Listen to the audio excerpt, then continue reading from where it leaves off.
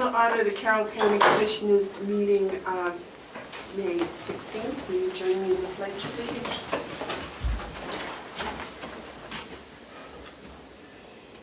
I pledge allegiance to the flag of the United States of America and to the republic for which it stands, one nation, under God, indivisible, with liberty and justice for all.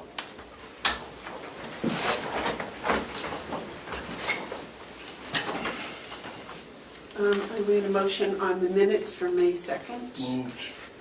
Second. Are there any additions or corrections? If not, all those in favor of approval as it is written, say aye. Aye. Aye. Those opposed? Okay. Signature page.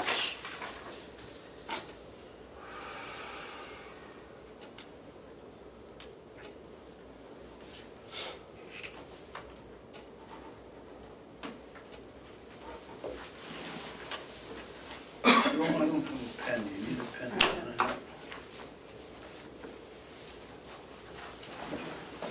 It looks like Cheryl made you boys chocolate chip cookies. Well, you're warm, what we made in our family. I think you gotta turn the page.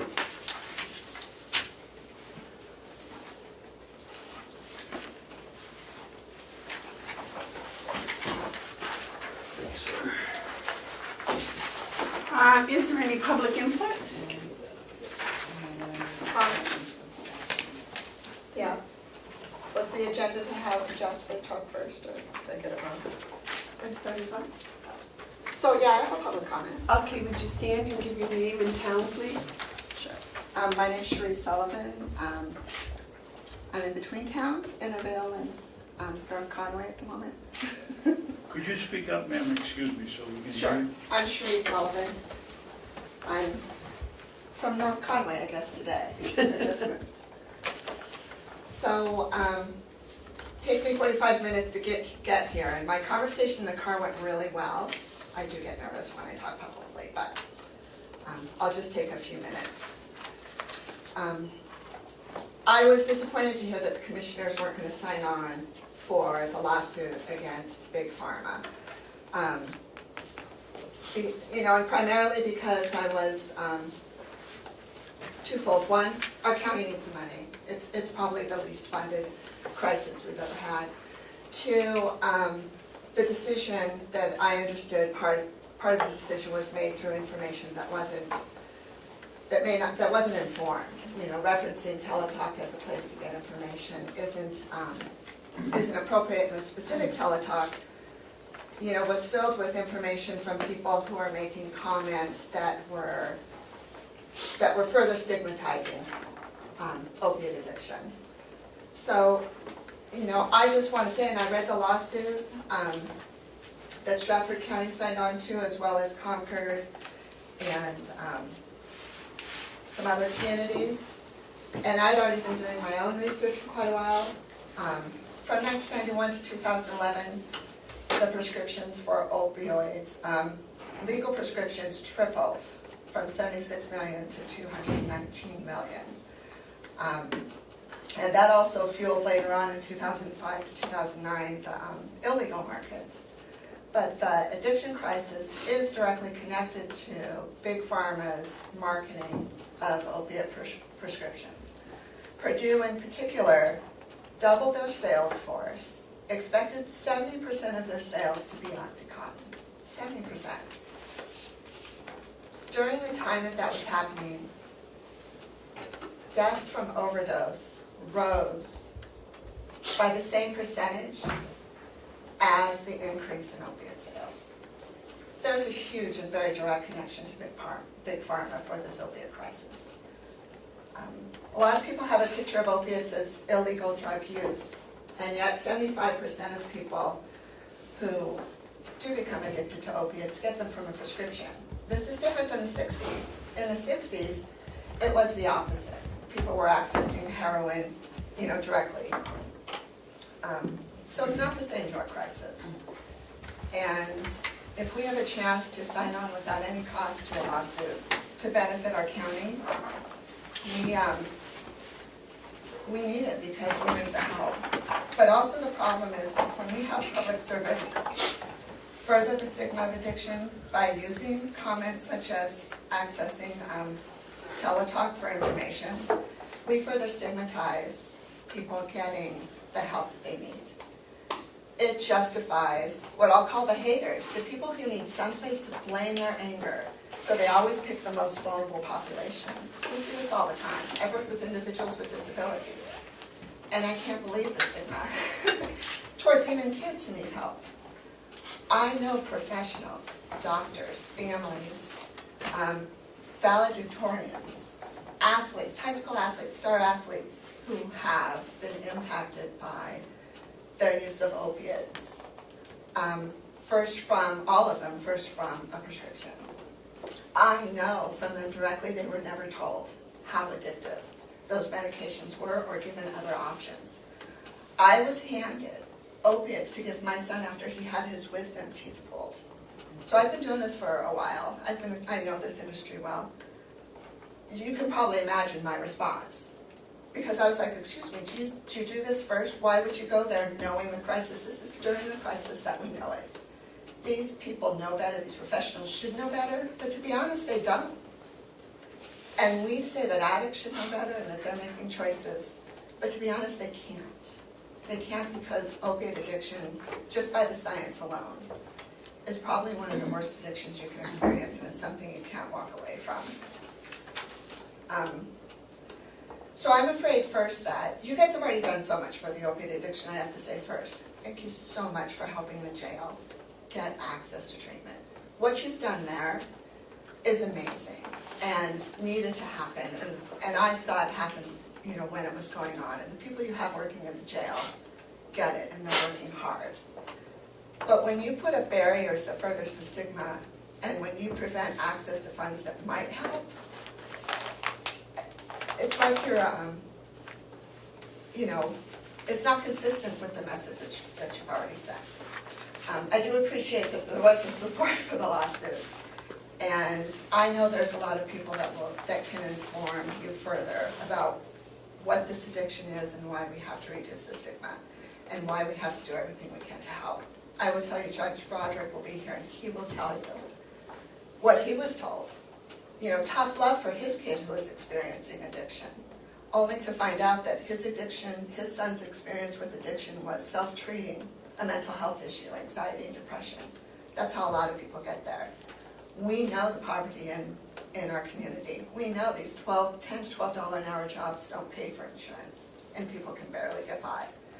I don't know about you, it'd make me pretty depressed. I can tell you there have been periods in the last 5 years that I haven't had insurance. That's never happened to me before in my life, but I couldn't afford it. I have a daughter with diabetes. She has to have insurance. And so I know firsthand the challenges that families are facing.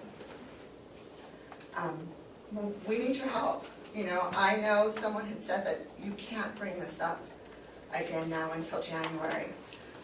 But I know too that you guys have the power to vote now and to say, you know what, we can override this.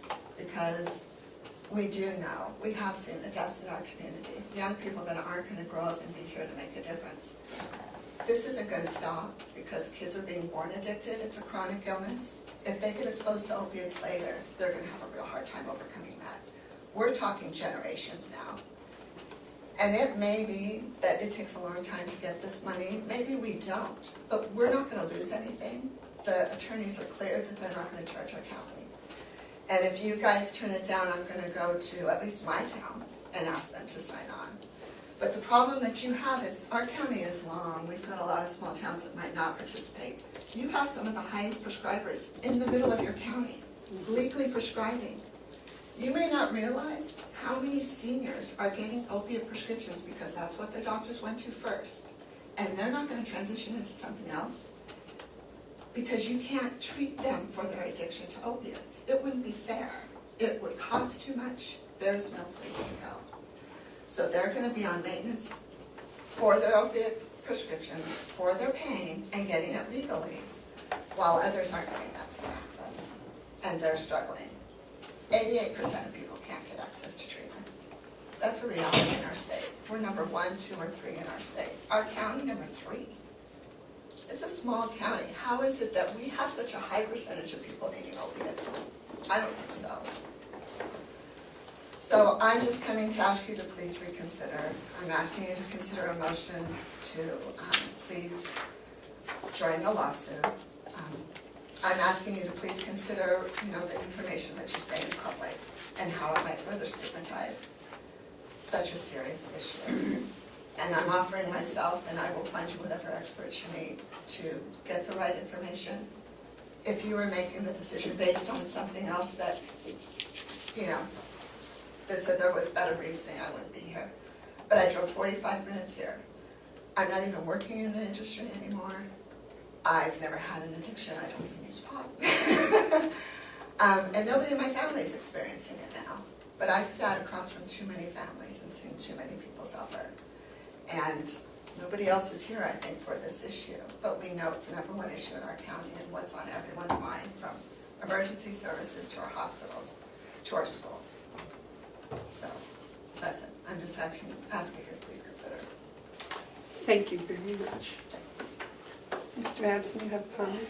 Yes, I'd like to make one comment.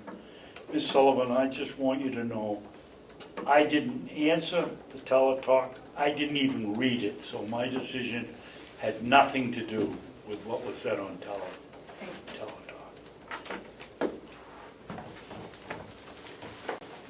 Thank you very much.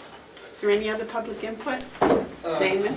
Yeah, last week some claims were made about the support of the, you have for the drug sniffing dog, but we didn't actually approve the drug sniffing dog, so is that on the docket today? It is not. It's not, so does that mean the training or the dog is forfeit? Because the motion was that they had to come back with a plan by today. I thought the training was approved. It was approved. The But training, there was a pending, if I recall, there was pending a plan being brought to you guys today.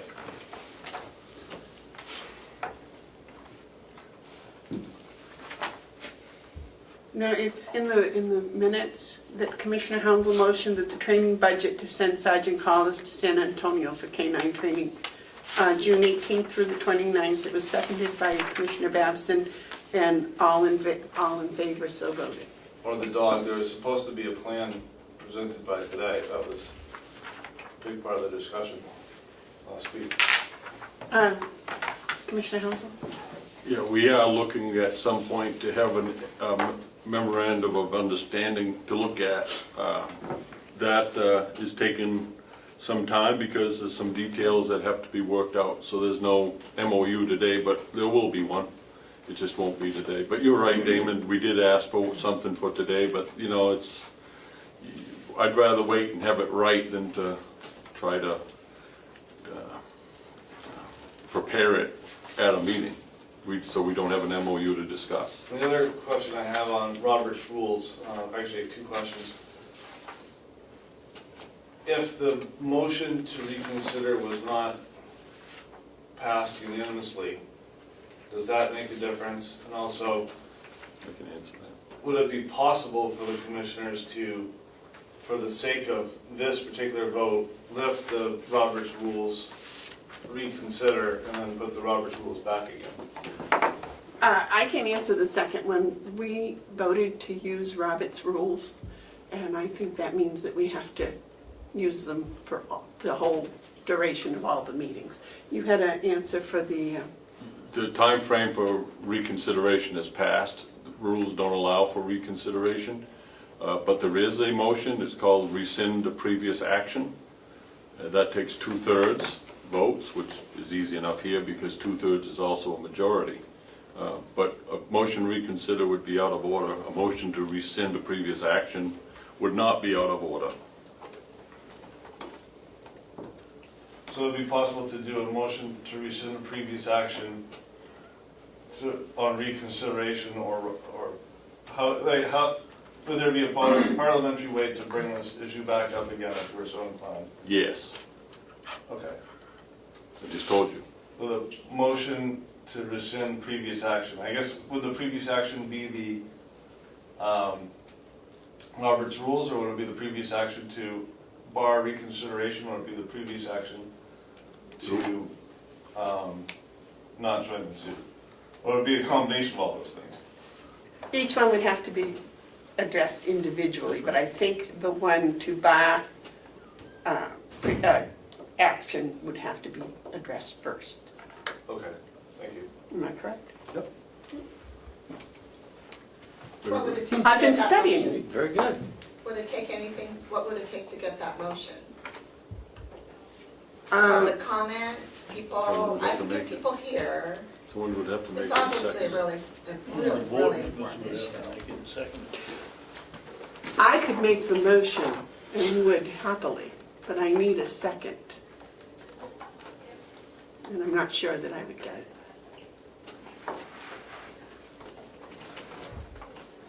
I will work on it. Okay, thank you. Thank you all. Anything else? Any other public input? Okay, so the next is the Tedder bid. Will? We gave you some bids last week and you were going to go over them with Ken and come up with a recommendation. Yes, ma'am.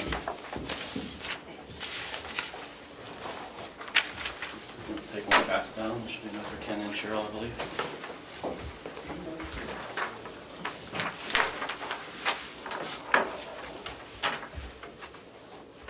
Sticky markers up there. Yeah.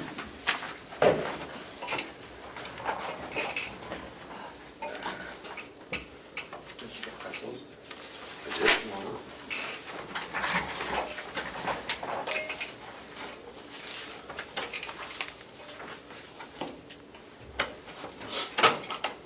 So there was 3 bids that we received.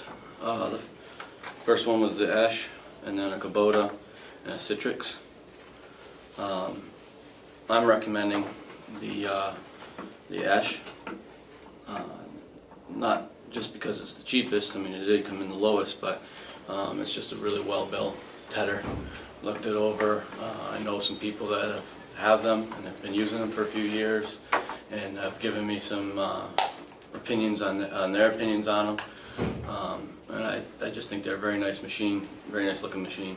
Kubotas aren't bad. They're fine. Though this price that we received is higher than what we had budgeted. And the Citrix, I did some research on them, and they're just, from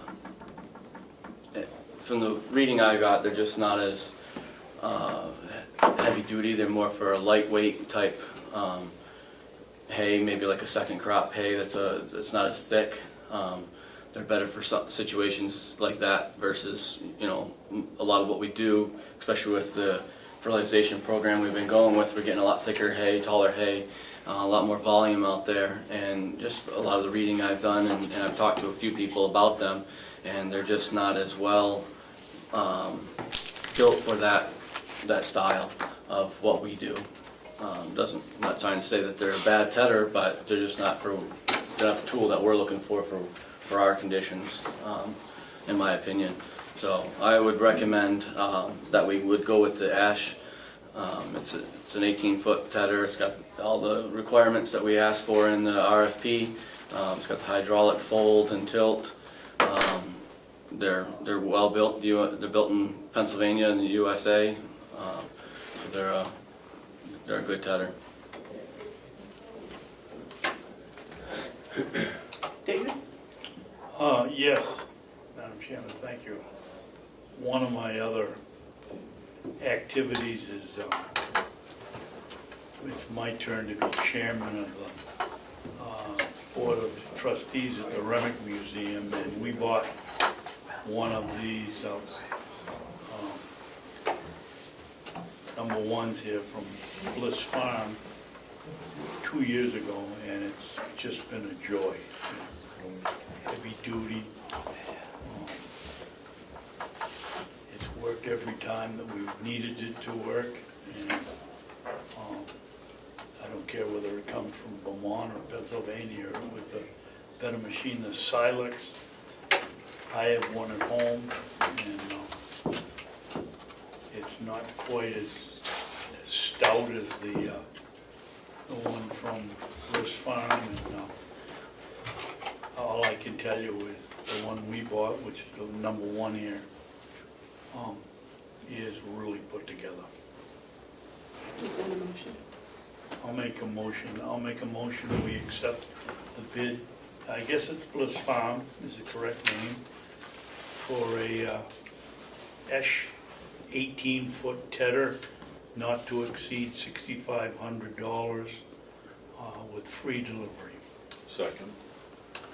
Okay, the motion's been made and seconded to go with the recommendation for the Ash 18-foot tedder with free delivery and total cost not to exceed $6,500. Is there any discussion? Yes, Yes. I would hope we'd keep what we have over there, the beat up one, for parts or anything else we can use it for. Maybe in a breakdown, we could, in a pinch, we could use it. I just wouldn't get rid of it. You're gonna get 6 cents a hundred, $6 a hundred for scrap metal, and it's worth more to us to keep it than it is to sell it. Okay, well, the motion is to purchase this tedder. Right. Okay. But you asked for discussion, I thought. Oh, on this tedder, yes, on the motion. Is there any other discussion on the motion? All those in favor of purchasing the Ash 18-foot tedder with free delivery not to exceed $6,500, please vote yes? Yes. Yes. All those opposed? All right. Ted, will you and Ken do whatever you need to do to go and purchase that? Yes, I can give them a call and Yep. get the ball rolling. And I can hang around for a few more minutes. Yes, sir. Thank you, Will. Thank you very much, Will.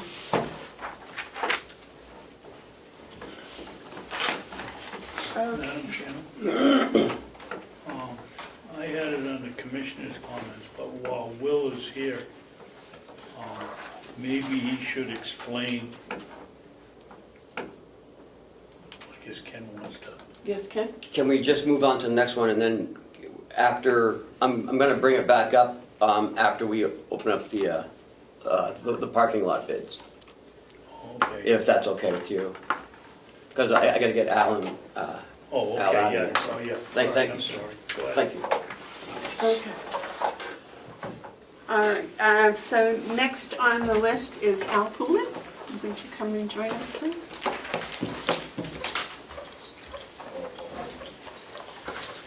So I've asked Bob and Al and Howie over here today. Al is retiring. His last day will be Friday. Correct. It's been a job that I've enjoyed immensely. And my guidance counselor in 1967 told me when I left high school, she said, find a job that you like and you'll never work another day in your life.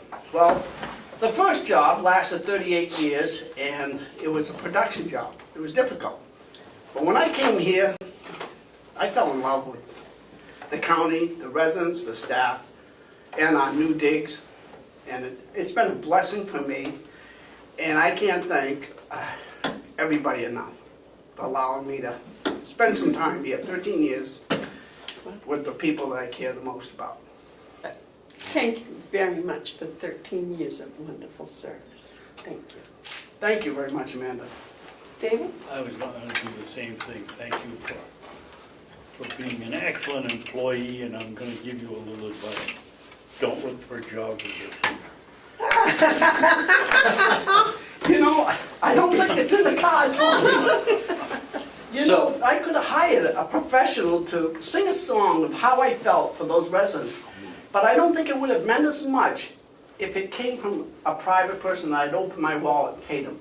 I think somebody that tries from the heart and delivers a message directly to the people, you know, you saw it. You know. No, they loved it. Al, as fairness to the two commissioners that weren't there, we want to ask you to sing a reprisal. You know, I was happy there was bad acoustics there. So I think the acoustics are too Yeah, good. blame it on the acoustic show. So Al, yesterday, it's National Nursing Home Week at the nursing home, so we're doing all kinds of games for the residents. And Al, And you. at the end of the game, at the end of all the games and handing out the 5, 10, 15, 20, and 35-year awards, Al sang a song to all the residents. There was more than half of the residents there. He sang On Top of the World by Karen Carpenter, and he did a tremendous job. And that's the way he felt, working at Mountain View Community. And if you missed it, you can catch it on Facebook. Absolutely. So Al Poulin has actually dedicated 13 years or so to Carroll County's Mountain View Community Nursing Home. Al works in the maintenance department at MVC, and Al always makes a point to brighten up everyone's day, residents, staff, and anyone else who he comes in contact with, family members and also some visitors.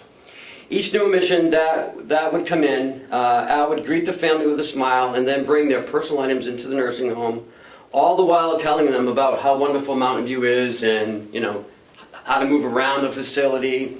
And Al has been, is especially proud of his given title of the nursing home, Ambassador of Mountain View Community. And he truly takes that seriously. A few years ago, Mountain View Community adopted a stretch of highway on Route 16 to maintain and to also beautify. Al has taken this responsibility as well seriously and has consistently walked that stretch of highway, picking up trash each week after work. Also doing the same occasionally on Route 171 just down here from the county complex. Al is a true definition of a team player, helping anyone and everyone, and he is someone in which we should all strive to be more alike. Al Poulin truly does make the world a better place. Al, it is with great pleasure that I, along with the Carroll County Commissioners here today, present to you the first recipient of the Al Poulin Award for Excellence. This award will be given out each year to a Carroll County employee on the merits of going above and beyond their normal duties. Also, individuals who make a difference in their community with volunteer work and/or community service. Al, would you come up and accept your award, please? I'd be greatly honored.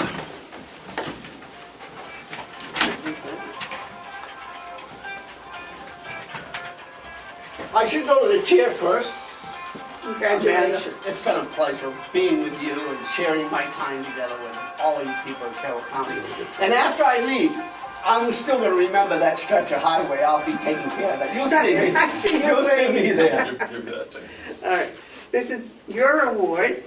It's beautiful. It is wonderful. And My I- name is spelled correctly. And I want to thank you for all the information you've given me as I've been over there. Sometimes you didn't even know, before I was elected, you were giving me information, and that was very helpful.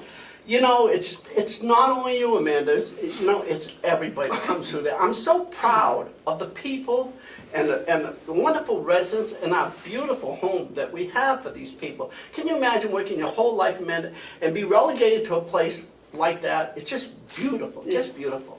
I'm just so happy to be part of it all. And thank you so much for honoring me with such a special award. Thank you, Rob. I'm still coveting the other one you gave me for the Commissioner's Award. And that details a person that goes above and beyond what you expect for a county employee. I don't feel as though it's above and beyond. I feel as though it's what you expect me to do.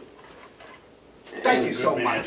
Thank you so much. Thank you. And Thank Al you. is never at a loss for words. And so we just want to say thank you. And let's get a picture. Okay. Everybody in close. Whoops, very good. Okay. Everybody That was smiling. wonderful. 1, 2, 3. I'm gonna go for a third. Thank you so much. David, you got yours? I'm so honored. David, So David. honored. And I'll still see you at Comeau. You will, you will. You know, just because I leave doesn't mean that I've forgotten anybody. Well, that's good, because we're going to tap you for volunteers. Well, I'm You want sure my that they'll mailing remember my address, Al? number. Huh? Want my mailing address? Now, don't forget Friday's pajama day. I expect to see you. Al, thank you very much. Thank you for your Nice time. job. Thank you for that, and thank you, Bob. And thank you, Holly. Thank you, sir. I'll be with you. That's nice.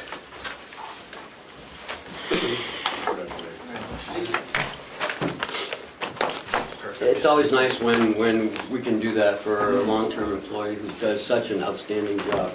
Did you write that, Ken? Yes. Was that? Thank What you. is yours? joy to be in the presence of people like that. He's always on top of the world, this guy. Yeah. And I've been practicing my imitation of Al, and on Friday I will do it in front of the nursing home. So. Nice. Nice. I told him the first day that I come back to work, which, after he retires, which will be next Monday, I'll be coming to work with my head hung low, because he won't be there. He truly makes working over there a nice place. It's an honor to work with him. Didn't the residents love his rendition They of the did. song? They did. They did. Weren't many dry eyes. Okay, so we have, next is the opening bids of the parking lot paving. We got 6 bids for that. And I will present them to you here. So you each get 2, I guess. Okay. I'll take the 2 that look alike, how's that?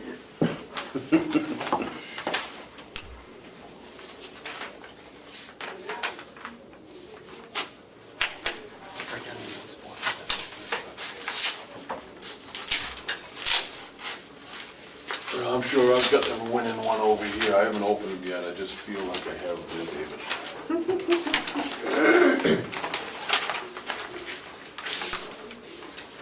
Now, if you remember, we put this bid out. Each person had to come and do a site review, and Bob met with each one of them. So, So what is it? Okay, there's the RFP.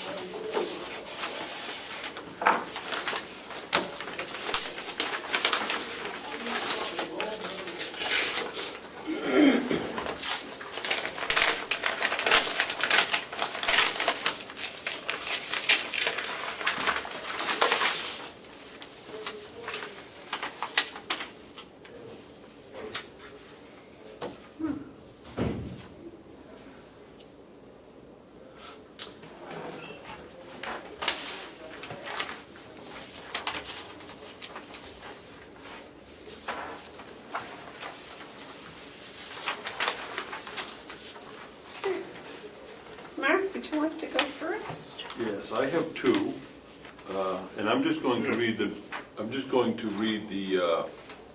amounts because there's provisions, and that's why we have you review them. So I'll just give the bottom line amounts. First, I have one from Pike Industries, and their number is $80,252. Did they give one also for striping? I didn't see that was in there.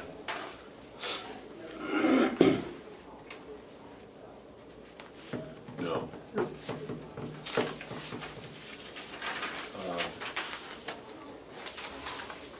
The other one I have is from Sunday Paving and Sealing out of Wolfboro Falls. And again, I won't read just the details, but the total price is $83,250.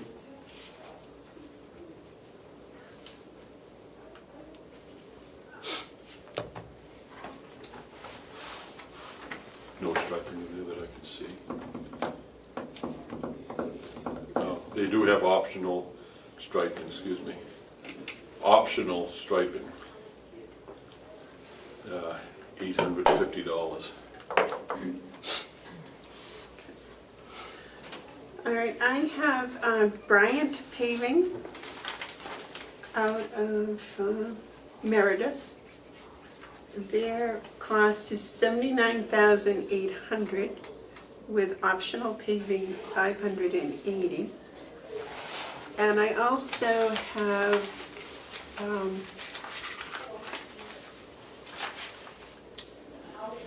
GMI Asphalt.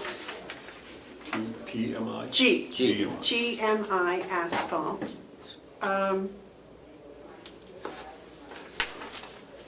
$72,840. Again, 72,840 with a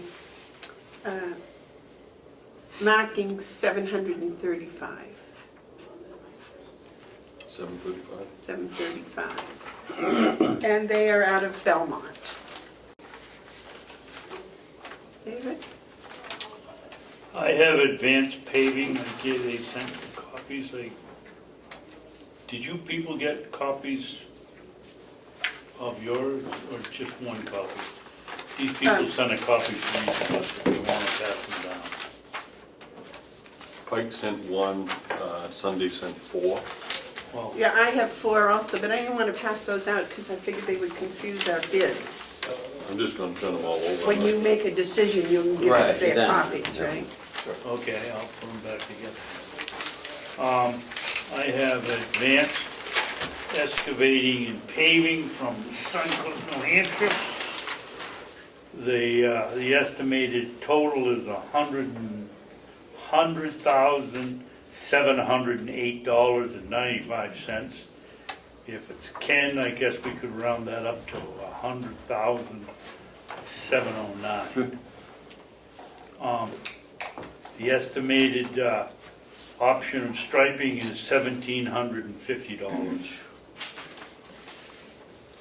My other opening is for Lakes Region Paving right here in Ossipee.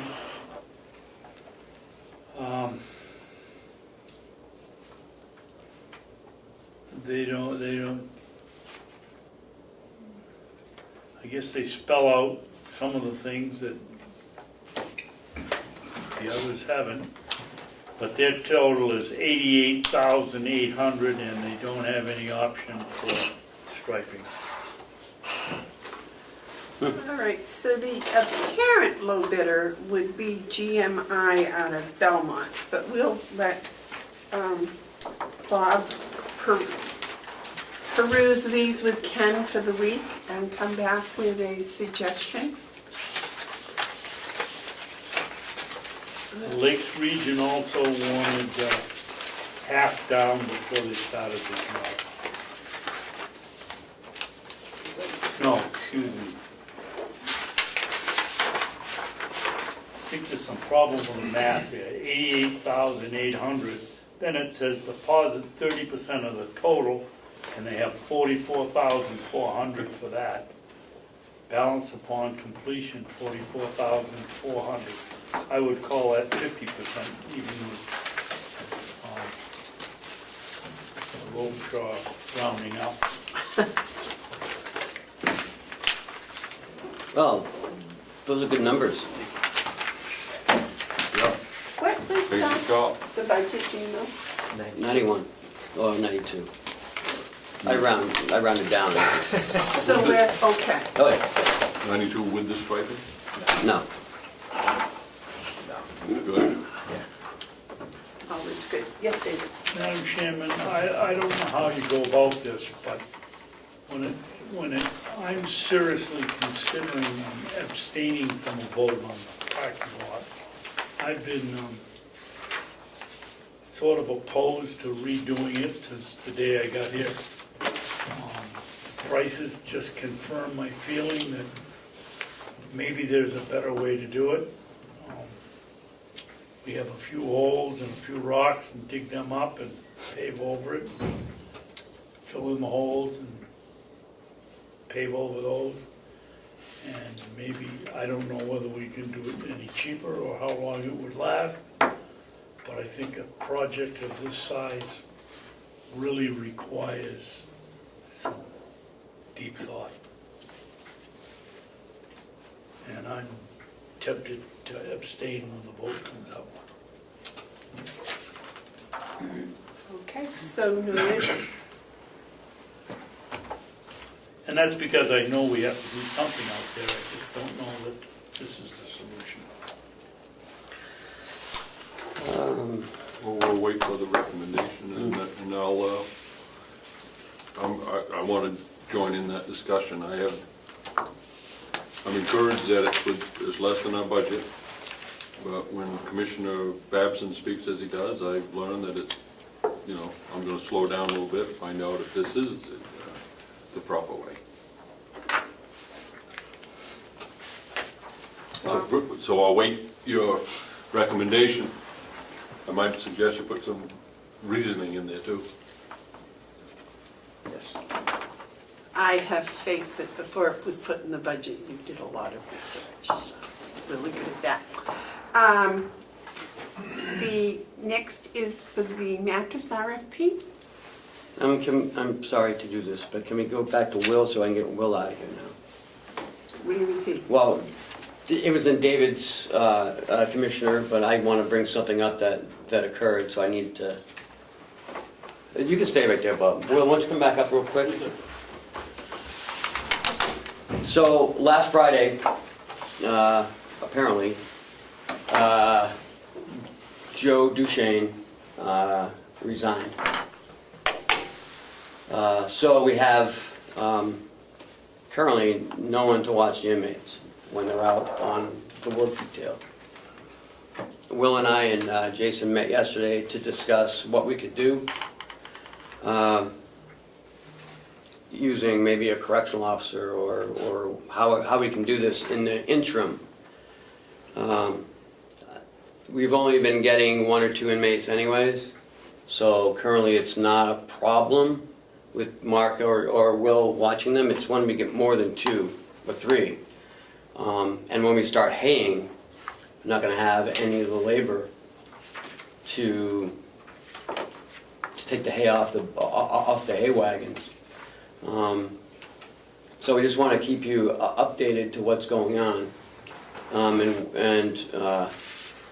Will has been trying to do as much as he can with the little help that he has. So can you update them really quick on what you've been doing in the last week? Yes, sir. So we've been trying to bag wood. We got an order. Matter of fact, hopefully that's going out today if we have enough inmates to help us unload the truck. But we're trying to stay on top of that the best we can. Memorial Day's coming up. We're just holding down one campground at this point for the most part. We're processing a little wood, and we tried to do some mowing last week. We're getting behind on the mowing. I'm hoping the end of this week we can do some mowing. We've been down. I've been down. Joe was down with me before he left us. We've got most of the blueberries pruned. The next step is I need to get those get the grass killed so we can get the sawdust on it and fertilizer so that we can be done with that project. It's not high on the priority list, but to get it ready for next year, it kind of is a timing thing, and the fertilizer has to go on at a certain time.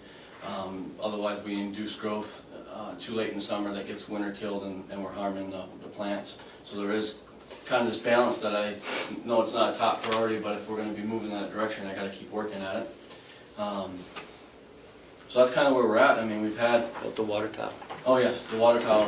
We did have the company come out Monday and dived in the tank. That was really neat to watch. Obviously, I can only check up on their work so much because I can't jump in there with them. But you can watch. Yes, you can. They went in a full diving suit. I watched them sanitize everything before they went in, and they got a trash pump basically with a big vacuum on the bottom of it. And I watched all the yucky water coming out from the sediment at the bottom, which is common in tanks. Talked to the people, very professional people. Younger guys that were diving, but very knowledgeable. They do a lot of New England. Matter of fact, they were here, and they were going to Meredith, and they were going to Exeter, and back to Laconia. That was just their schedule this week with this one crew. And so they do a lot here, and then they do a lot down in Florida in the wintertime. They go down there and dive and clean tanks. Tell them what the temperature of the water was. Our temperature was 52 degrees in the tank, and they thought that was warm. Guys were telling me, just a quick short story, they were telling me about an 18 million gallon tank down in Orlando that's a cooling tank for server system or something for like a big Merck company or something like that. And I don't know the full details, but it was 38 degrees in that water. And apparently 38 to 52 is a real big deal when you're down in there. 'Cause And how deep was that? it was over 100 feet deep, I believe they were saying. So they could only be down there for like an hour at a time. Our tank's, small to their standards, and they can be down there for a while. They were here for about 4.5 hours. I was up there for about 2 of the hours at least with them. They took a lot of pictures and did up a report. They said within 2 weeks we'll get that report. I got a feeling there's a couple mending issues that we're going to have to try to figure out the next step once we get the report to fix some of those issues. A few minor ones, I think. So yes, we have that going on. I also have, actually today I got to go down and get fix one of the water down here on 171. As soon as you come off 28, when you're going into the village, the first hydrant, the water shut off. Cover's not there because the cover's over there, but the part that the cover sits in is all smashed up. I got to go replace that, and I got to get risers. Next week, the DOT's looking at paving down there, and so we've got at least 4 or 5 risers I have to get, so when they pave, that they don't pave over our shutoffs. So I have that going on, and I got to go track those down and get those ready for DOT when they come. So we're not short of anything work-wise. It's tough.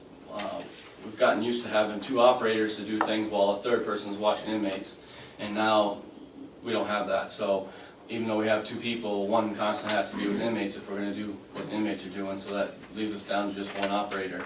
And it can sound minor or silly, but it is a big deal on how things affect us. And that employee's generally in the, also is an operator, but it does a lot of mechanical work for us.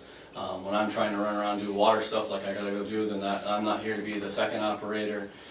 So it's just a lot of back and forth that it really dampens what we can do.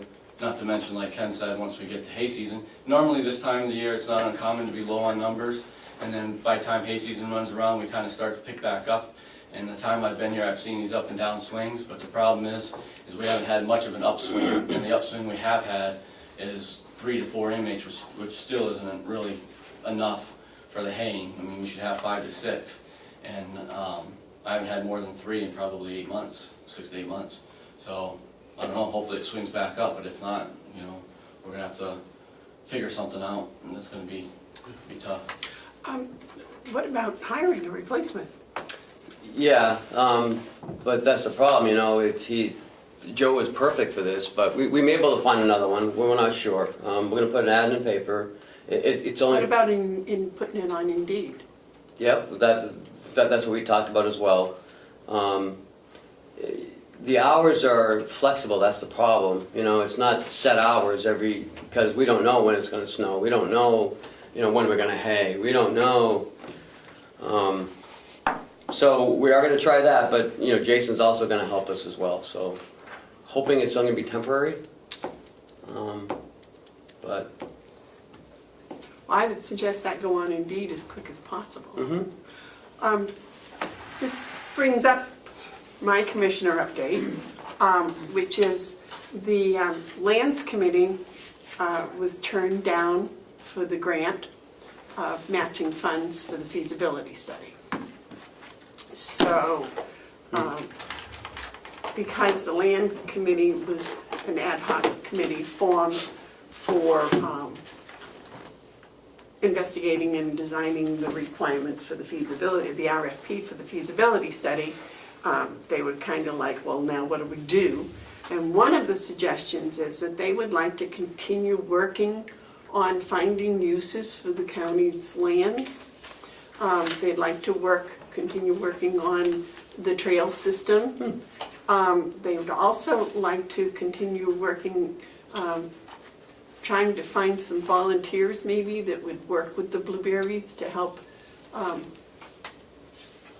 with the things that are going to be shot on labor, such as maybe putting down the sawdust and picking the berries and things of that nature, to kind of take some of the pressure off Will, because knowing that the inmates are in short supply for assistance. And I've made it very clear to them that there are some things that volunteers can't do, such as putting down the herbicides or insecticides or things of that nature. But they would like to see about involving nonprofit groups to help. So that might, I don't know how much is involved in putting down the sawdust. That has to come after the herbicide. Yes, I'd like to put if we get some nice weather where it's not windy, I can't be out there where it's windy doing this, obviously. But I'd like to get out there this week or next week at the latest if I could, and spray them and then give them, you know, maybe a week or whatever to let that work in and start to kill off the grass, and then we can fertilize and put the sawdust down. So the sawdust is like something in 3 weeks. At the latest, Okay, and then you start picking the end of June? end of July usually. It's usually about the third week of July to, our typical season runs from the third week of July to about the second week of August. The primary 2 weeks are probably the last week of July and the first week of August generally. So I think probably what the committee would like is the support of the commissioners in endeavoring to help Will with these activities. I mean, the sawdust, I thought volunteers could probably do all right. Yeah, they could do it. It'd just be nice if we knew who's going to do it and when they're going to do it, and that we got someone to do it. Because otherwise, I can't just stand around waiting to see if people are going to sign up, and then we're not getting. Well, no, I think what the committee would probably do, you give us a date and a time, Yeah. and the committee would come up with people for that date and time. Oh, okay. I would think that you would have to be the control person in that situation. Okay. Gentlemen, comments?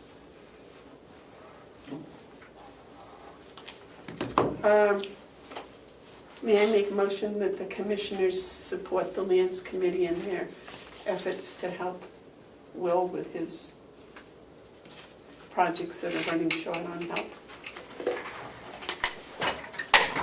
Want to make the motion? I made the motion, yeah. I I'll need a second it. Is there any discussion? Yeah. Yeah? Why would the land committee expect the taxpayers to come up here and volunteer their time to do what we should be doing here as a county? One of the suggestions would be like the Scouts, other nonprofit organizations that benefit from the county financially, that would come and... Can you give me an example of 3 or 4 of those? that have been contacted and have agreed? No, that have gained, you said organizations that have gained from the county would come up here and do the work. Who are they? Well, there are organizations that they would contact, RSVP. Like who? Well, RSVP, White Horse, any of the ones that we've, the county has given funds to.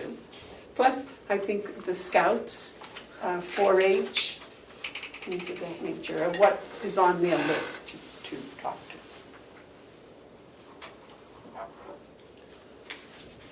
My opinion, Madam Chairman, that isn't a very well thought out program.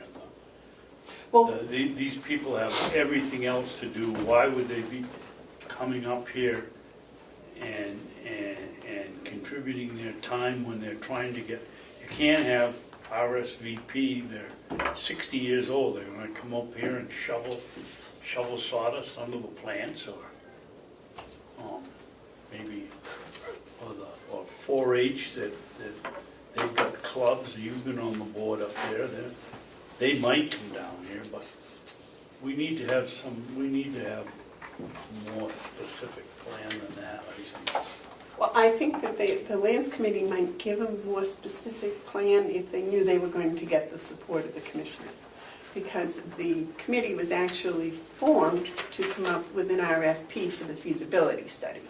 And that's what they've been looking at, were the things that would be studied by the feasibility study. And now without the funding, at least for this year, they would like to continue to help benefit the farm.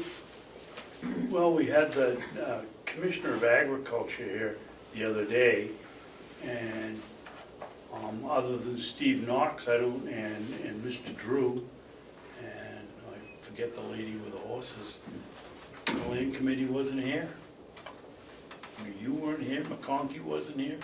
They, you know, we've got to put together a program that's gonna work, and Stephen has put in all kinds of time on the thing, and tried every angle that he can work.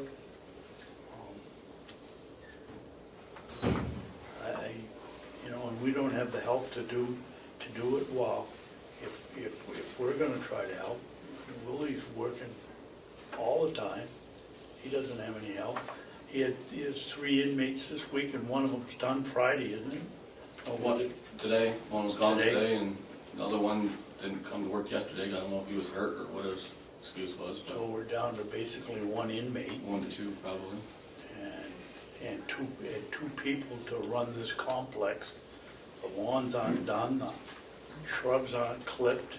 We've, Lisa Scott did a wonderful job in the little flower bed.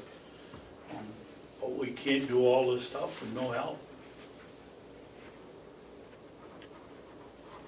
And I will support your motion, by the way. Yeah, I'm gonna support the motion because it's in line with what I do. I'm not looking to stop something good from happening, but at the same time, I have to observe that there seems to be neither breadth nor depth of support for any of these ideas that are brought forward. When I say that, I mean people. Will right now is down to, bare bones crew with the summer coming with a whole lot of work.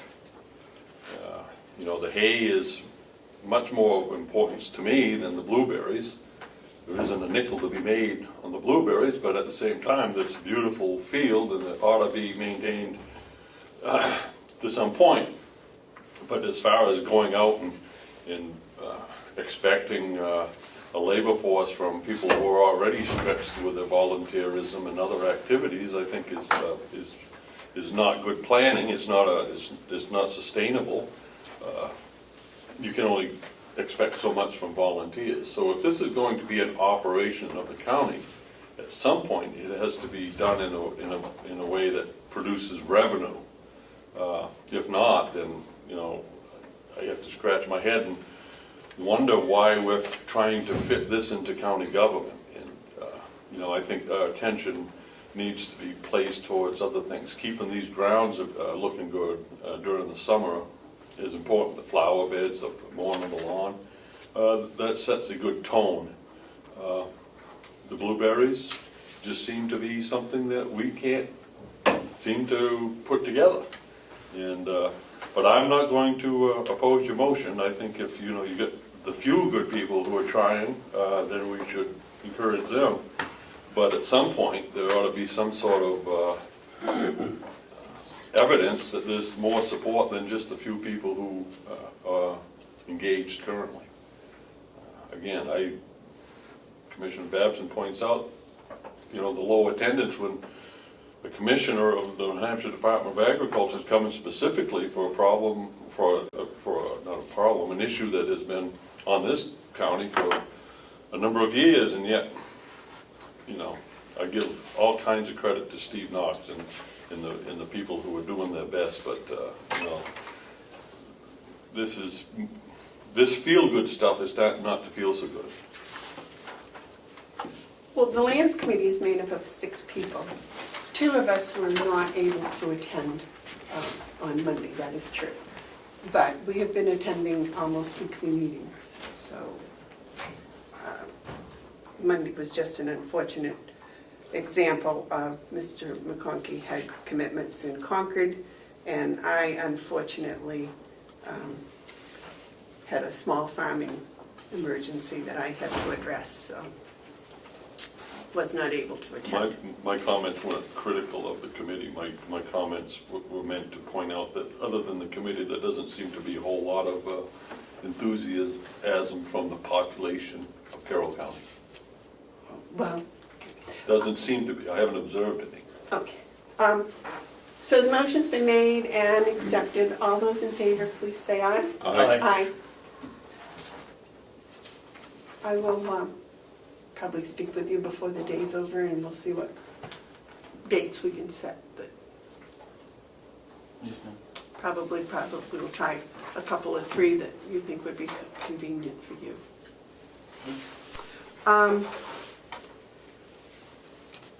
What else did Ken wish to discuss with you? Do you know, I have no idea. David did something. Was that- David? Well, what I was gonna point out was already brought up that we're down to only one or two inmates to help, and that without Joe. The other thing is, we ordered the seeds for the garden out here next to the high tunnel, and they'll be going in within the next week, and we've got pumpkins, winter squash, and, is it summer squash? Well, No, winter squash. winter squash, and some decorative gourds so that they can use them for, in the fall, for decorations, and we got one other package we got. That was two different types of. Oh, 2 or 3 different types of pumpkins, that's right. And Olivia's got a cucumber trial going on inside the pump house this year. She's also getting us a few tomato plants, leftovers from down at UNH. So we might have a few tomatoes. One of the few rewards I can give my skeleton crew at lunchtime is a nice fresh tomato. So we got that going on in the high tunnel, or she's got that going on, I should say. All right, how much of the space is she actually using? I'm not sure just yet. I know she's got it all pulled up right now. She was up here yesterday. She's been up a couple times, and we're every so many years you need to douse the ground and leach out some of the trace minerals that have built up over the time, because you don't get rain in there, obviously, with the tunnel top on.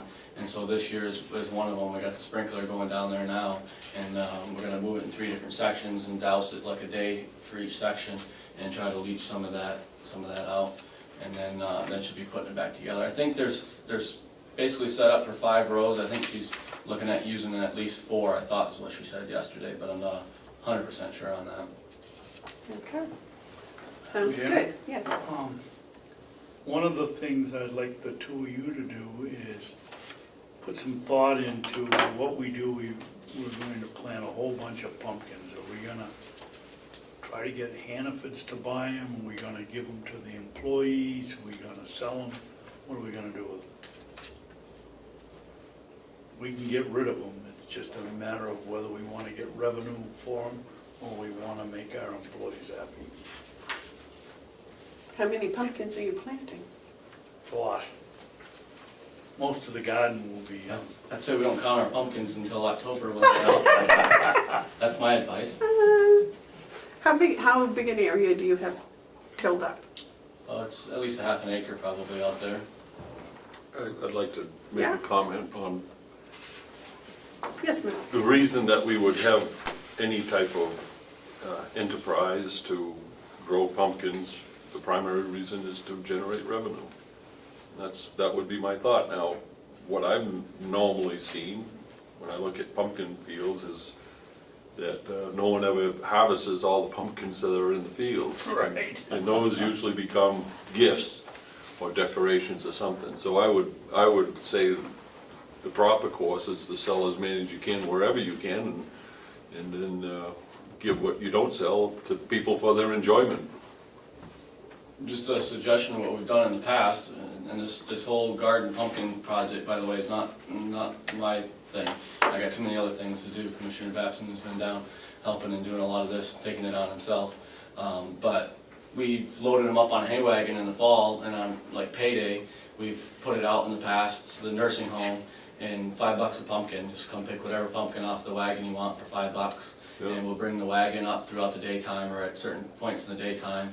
And that's gone over well with our, pumpkins can be expensive sometimes, and $5 a pumpkin, we'd sell out of them pretty much at the nursing home, and at this building we'd advertise it, so those are some options too, other than going outside the complex. But like I said, I would wait and see what we have for pumpkins that grow and what we have out there before we worry about where we're going with them. So I would think that maybe this would be a September 1st meeting. Time frame to see what's out there. Yeah. It's by then you'll know Right. the population. Madam Chairman, You okay? Yeah, I said before, I said go back. Yes. with you, I can't disagree with you anymore.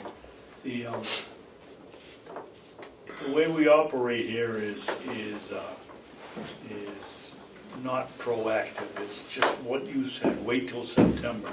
September rolls around, we got other things to do, and we never get to it. We now have an option with in 2 months, we may find out the pumpkins don't grow. I hope they do.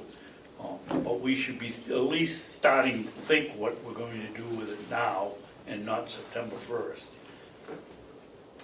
Well, I think we can always contact Hannaford's and ask them if they would be interested. And how long do you think they're gonna say no, and then what do we do? It's now September, the second week of September, and we've got pumpkins coming out our ears. What do we do? Well, I think it's the 1st of May, or the middle of May, and if we contact them next week and they say, no, we're not interested, we have our regular growers or whatever, then we look for something else. Okay, but I got the impression you said start September 1st. Well, no, not to start, but to, Oh, okay. Go forward. That's what I thought you were saying. because I don't think Hannaford's will ask for a 100,000-pound contract today. No, I don't know, you've dealt with them before, haven't you? no, I haven't. No. I haven't. Will. We've sold some stuff there, but it's been a challenge. It's not to be bad, but it's like, the county trying to buy something, we gotta have a lot of different things in order with paperwork, and their same thing with getting their people, so it's not a last minute thing. If you're gonna set something like them up, it would definitely take some investigation, because the last time we did it, it was tough. Well, could you investigate that in the next couple of weeks and see if they have any interest in it? If I'm told to do that, ma'am, I would, but I would recommend that I'm not taking part in this. I just reported I'll that- do it. We just Right. heard Willie say he doesn't have the time to get anything done. I'll do it. Okay, good, sounds good. David, Mark? And I would be willing to help Commissioner Babson do it, and let me tell you why. And I hesitate to talk this way in a room full of farmers, not being one myself. But one of the things that I've noticed about most farmers is that in the spring of the year, they look with hope towards the harvest. They plant not thinking that they're not going to give a harvest, but they are going to give a harvest. So working on that paradigm, I anticipate that we're going to have a healthy pumpkin harvest. Now, if we don't, then I hope to miss, but at least go into the spring with hope, which should spring eternal. So based on that, I think it's very important to lay out some sort of marketing strategy for these hundreds of pumpkins that we're going to get that are worth at least $5 a piece. So there's an opportunity to make far more money on pumpkins than we'll ever realize in blueberries. Right. Now, I appreciate that Will doesn't have any more time. We are strapped for manpower. And I have an odd thing going on in my head that on one side we have good news because our inmate population isn't down, but we seem to be hoping that it'll grow, which is like hoping for crime. So, I can't fit that all together. So, but be that as it may, we have pumpkins coming, and we ought to plan on reaping as much as we can from them. So I would make myself available to Commissioner Babson. I'm not hoeing. I'm not going to go hoe. My father, he drove that out of me when I was a kid. So, I don't like hoeing, weeding gardens. And but at the same time, I think we should contact providers. Someone cans pumpkins so that they can sell pumpkin pie mix. I mean, if we have this many pumpkins, I'm sure there's a market out there for it. I'm sure of it. And so I'm with Commissioner Babson. I think we need to do it now. start now. And maybe in September give a report on what we expect our harvest to be, but I think we ought to have it all set in motion. And we ought to do that before too long, or get started on it right now, so. So, and David, you volunteered to do that, correct? I said that I'll contact Hannaford. Mark is up there, he can go into, Yeah, what's the big store up there? Hannaford, Benefits? Hannaford, who? I think they do it from Central Purchasing. I think they do it in Portland, maybe, Yeah. or over that way. What's the other big Shaw's. one? Shaw's. You Shaw's go to is it? Shaw's, I'll go to Hannaford. Yeah. I need to have something to go with, but we'll sit and visit. Okay. So I would make a motion that we appoint a committee of 2, Commissioner Babson and myself, to be the pumpkin committee For sales, for sales. So not whole. I'm not making that as a motion. No hope, not hope. But we'll be the unofficial pumpkin crew. Okay, I'll second that motion. No, it's not a motion, I'm not making a motion. But I would like to have the superintendent of schools add another title, and that is the Great Pumpkin. That'll be Charlie Brown. All right, so I'll leave it to you gentlemen to take care of the pumpkins. I'll just put on my witch outfit come October.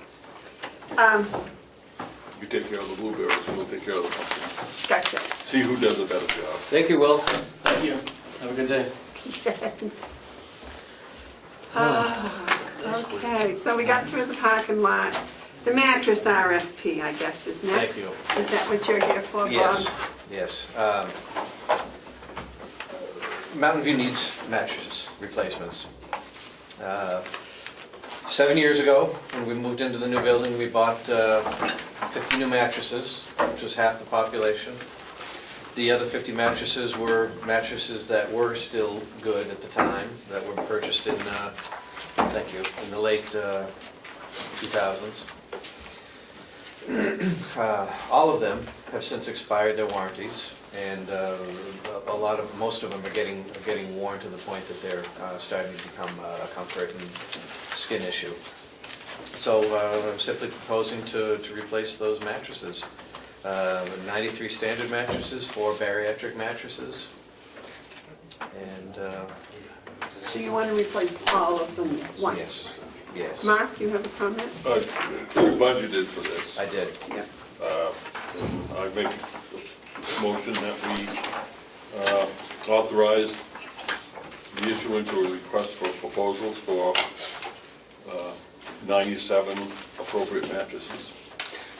Who signed this at the bottom? Laurie, Oh, Director of Nursing, it's coming out of her capital, so I wanted her blessing before I brought this before you.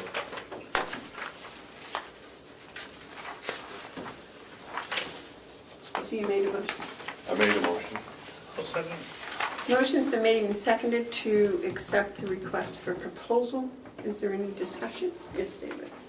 I guess the other day, Kenny and I were talking about it, and I said I thought I remembered that we had gone on to a rotating program for mattresses. I wasn't able to pinpoint it to the new nursing home, but I can distinctly remember sitting over there that they discussed bringing in 30 at a time or every year, or 40 or whatever it was. And you're telling us now, and Ken and I thought it was the jail, but it was, from what you say, it was you. I remember it being discussed, but it was never finalized, no decision was ever made. And the premise that I went forward with, bringing you this, is that they all need to be replaced now. So if we were to start a program like that, we'd have to start it with mattresses that are good, that are in use. So, well, that's what really this discussion should be, whether we buy them all at one time, or we buy half this year and half next year. I would think, is there any advantage to buying 100 mattresses at one time over 50 or 30 if we go on a 3-year program? I think I could, well, number one, it's been budgeted for and we have the money.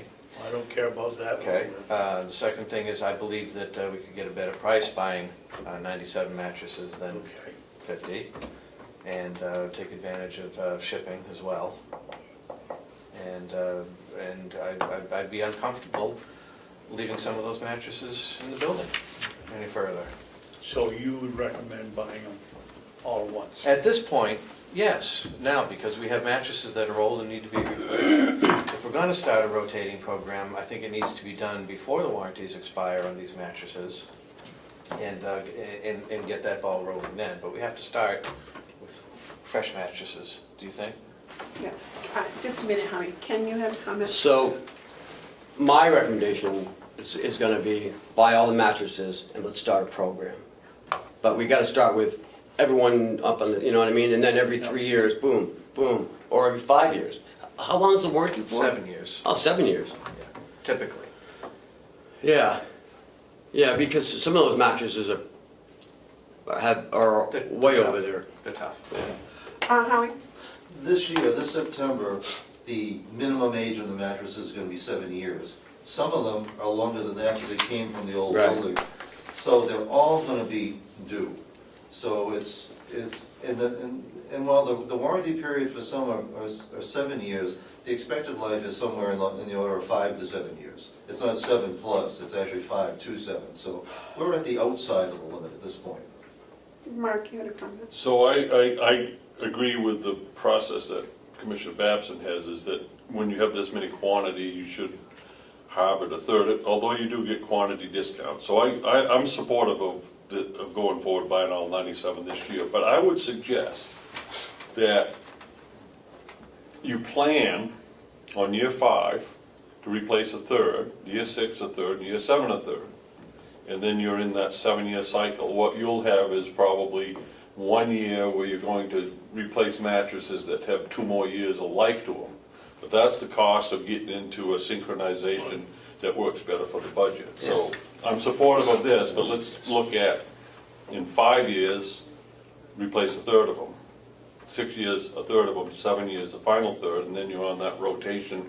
Therefore, every 7 years, you're replacing a third, and you're getting the full use of it. I couldn't agree more. Good strategy. That makes good sense. Well, see, now, I would recommend replacing 15 a year, and that way, every 7 years, when the warranty wears out, so it's 15 every single year, and we don't have people, you know. But that's just because I'm a mathematician, and that would come out evenly. But don't forget the quantity discount. My other question is, what about the disposal of the mattresses? They have to be disposed of. We're gonna have to hire a dumpster. Is that in this? I didn't look at that. It's not in the RFP, but it's in the budget. Can Okay. we put it in the RFP? I think we should. Well, I don't think that, the RFP is specific to a company, a vendor. That's the only problem that I see. All right. You know, we're gonna use a local company for a dumpster. Oh, You're working with two, an apple and an orange. Yeah, you are. So this is just for one company? Yeah. So you're not making, it's not an RFP? No, that's it's an going- RFP. I'm gonna put it out, and I'm gonna solicit bids from different vendors. Mattress suppliers, not dumpster suppliers. Right. And the dumpster's gonna be a couple $100. I'm not concerned about that. Okay, well, my only thing was, I do know that if you do buy a mattress as a human, as a single person, oftentimes the disposal of the mattress is part of the plan. Yeah, not Not in on a this commercial scale, basis, not on this okay. level. David, you had something?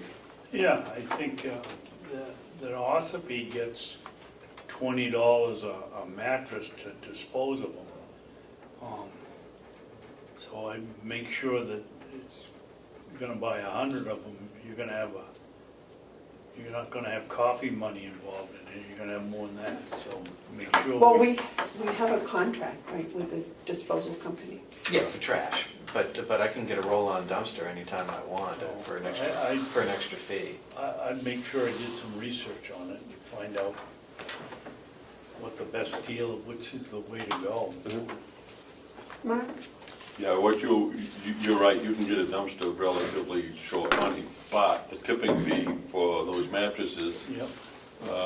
97, say they're $10, you're talking $1,000, maybe $2,000 tipping fee on top of the dumpster, so I would like to have you check that out. Okay. Just so, and if you have room in your budget, you know, after you buy the mattresses, that's important, because I bet you'll find yourself at least $2,000 disposal cost on top of it. Okay. Did we vote? No. No. Is there any more discussion? Okay, motion's been made and seconded to accept the request for proposal as written for mattresses for the Mountain View community. All those in favor say aye. Aye. Those opposed? All Well, right. Just a point of clarification, it's to authorize the issuance of the RFP. Yep. Not so much the acceptance of it. Yes. While we're on it, Mark, would you like to make a motion, or do you think we need a motion to set this up so we've got a revolving program No, starting? I'd like to have Howie come up, or Bob and Howie come up with a policy on how they handle mattresses. Well, I think he asked me a question. Oh, I'm sorry. You're absolutely right. Well, Ken and Mark sound an awful lot alike. No, mine's, I got 3 letters unless I add another N to the end of it. I don't know. I'm sorry, maybe- Commissioner. Ken's expressed his opinion. I would just like some assurance that we've made this motion and we're gonna go out and buy them, that in 5 years from now, there's some recognition that this board discussed how we're gonna get into a rotating program. And Maybe I we think should, Mark hit it right on the nose. maybe we should wait until the bids come in Okay. and we Fine. decide to purchase, because the mattress guarantees, warranties, may end up being more than 7 Yeah. years from somebody, Oh, you're right. Yeah. Or it may be Point. less, maybe Good less. point. maybe less. Or the state may decide that they want to do it every, whatever. Well, everyone else has answered the question that was asked of me. Can I answer it? I'm sorry. I agree with Ken. I only have 3 letters in my name, yeah. Well said, Mark, well said, well said. Oh, All right, now can we move on to the vinyl flooring? Okay. Thank you. I budgeted for and was approved to replace some of the vinyl flooring at Mountain View. I have specific rooms that I want to address, and preliminary quotes that I've received. I anticipate the bids coming in under budget, so.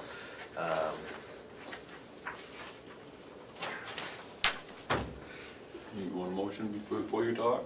Oh, yeah, Yeah, please. You took your vitamins this morning. I know. Go ahead. You gotta make a motion. Yeah, that we authorize the issuance of the request for proposals for the vinyl flooring nursing home. And I would like to comment, if I get a second, I'd like to discuss it before everyone else says what I'm gonna say. Okay, I'll second it. Oh, anybody discussion? Yeah, I'd like to know how many rooms are you talking, and how many rooms are there that would apply? Doing 2 bathrooms and 2 public bathrooms, 2 resident rooms, and 1 resident bathroom. Okay. 2 public, how many public are there in total? Oh, geez, 8, At least. 9, 10, 11, 12, 13, off the top of my head. Okay, so this looks to me like something similar to the last discussion. Should we do a rotation, or have you got one in your head? We're gonna do some and others, because if you get some that need it, then you must be saying some might be needing it soon. No, I've taken a good tour of the building, and I've got these specific rooms that have taken damage Yeah. or have experienced shrinkage. Mhm. And those are the specific rooms that I want to address. All the other rooms are in decent shape, and I don't even, unless something happens to them, I don't anticipate coming back next year for vinyl floor Okay. replacement. What happened to these? Oh, there's been damage over the years for mechanical wheelchairs, you name it. There's tears in the floors. The bathroom floors have shrunk. I think that I think that they were improperly installed in these particular areas. I don't think the concrete floor was cured properly, as it was in other areas. They put them down quick. Yeah, I think they put them down too fast. Yeah. In those two public Sure. bathrooms. But the other, and the bathroom, the resident bathroom floor, it experienced cracking, so water's getting underneath, because the bathroom floor is also a shower, Yeah. and water underneath the bottom floor is not good. Is that, Yes, ma'am. are those vinyl in the showers, or are they epoxy? No, vinyl. Have you thought about the epoxy? They seem to last longer, I don't know if that's, We have epoxy in the kitchen. yeah, I'm not 100% sold on it yet. okay. The vinyl floor that we have is with these instances, it's holding up pretty well. Okay. It's a pretty durable floor. I can't explain why this one particular bathroom cracked and others haven't. Yeah. even though What is the new difference. flooring that they're putting in schools What are now? you doing? You okay? Yeah, I thought I saw a spider come down, I'm trying to get it away. I'm not sure how to answer that question. It's not vinyl, it's a new, something new that supposedly is supposed to outlast vinyl. It could be anything. It could be the epoxy floor that Commissioner Hounsell is speaking of. It could be another type of a vinyl floor. Okay, just curious, because I'd heard about it. Any other comments? Okay, the motion's been made and seconded to put out this request for proposal for flooring at the Mountain View Nursing Home. All those in favor say aye. Aye. Aye. Those opposed? All right. Thank you. I gave it to you already. Yes. Bob, before you leave, this is out of sequence, but can you give us an update on when we're going to get the final report from Siemens? Well, we were just We met yesterday with them, and we will have it, they will be coming here next month. Because it was due in December. I'm not sure about that. They're coming June 13th or the 20th, I can't remember which day. And then they're meeting with the delegation in June, I think, as well, so. Yeah, we were trying to get something together for this month, but we don't want to move too fast. Yeah, I want good numbers, I wanna do it right. and if we push them too fast, I'm afraid that we're not gonna get the good numbers. They're the ones that put down the timeline. I don't understand what you're saying. Have you ever started The a other- the other one- project, Madam Chairman, that you thought would be done in a week, and it takes 3 weeks? Well, I'm just asking because 6 months seems a little long for a final report, but They're doing, I don't care if it's 6 months as long or 8 months, as long as the figures we get are correct. they're doing very well with their engineering. They're having issues with subcontractors right now. It's something that's out of their control, and like we said, we all want to make sure that they do it right. Right.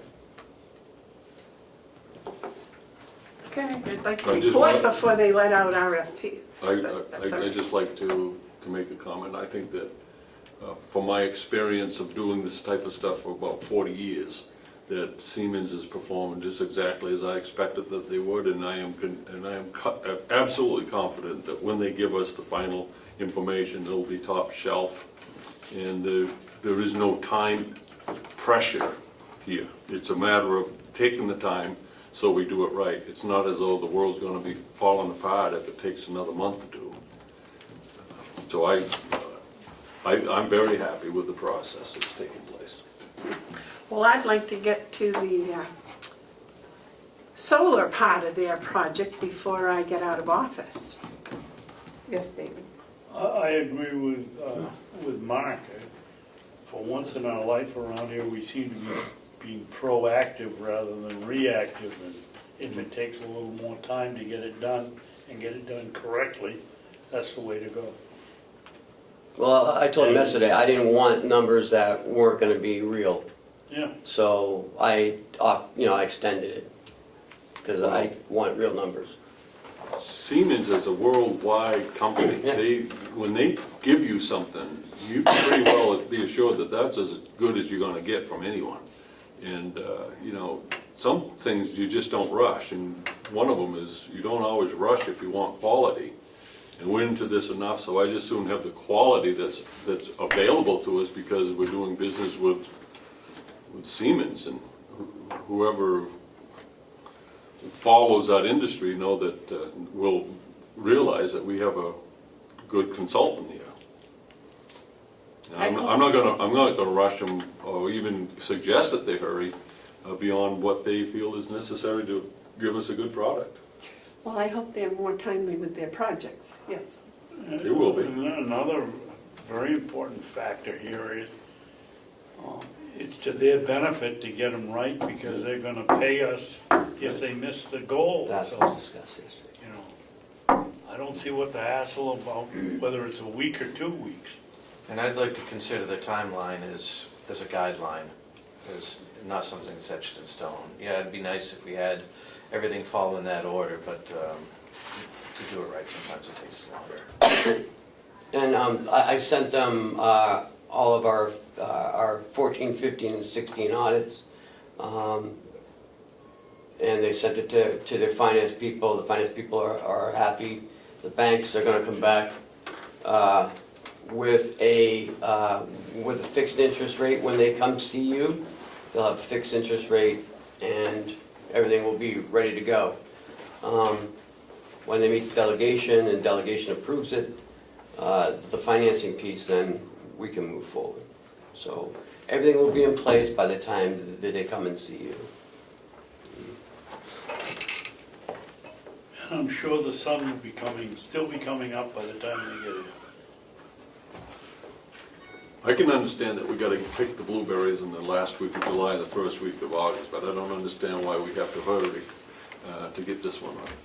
Well, because I'd like the solar field that we started The sun will be shining. before I get done. I only got another 2 years here. You don't even know that. Well, that's true. You might not have 2 more hours. I hope you have 20 years. The big guy may decide he wants my help That's right. sooner. That's right. There's a waiver discussion here, Howie. Yep. Thanks, Bob. Thank you. So on Monday, Commissioner Jeff Myers of DHHS met with the county administrators, and I asked Howie to come along as well. They're setting the stage for, well, the meeting that we had in Merrimack with Commissioner Myers. He presented that Medicaid managed care was not moving forward for the nursing homes. Step 2 was being stopped. And that our ProShare and our MQIP would be safe until 2020. After that, they're not sure. They told me that our MQIP and our ProShare will not be decreased. We're going to see a little bit of an increase. On the part of the IDNs, now this is all going to have to come full circle.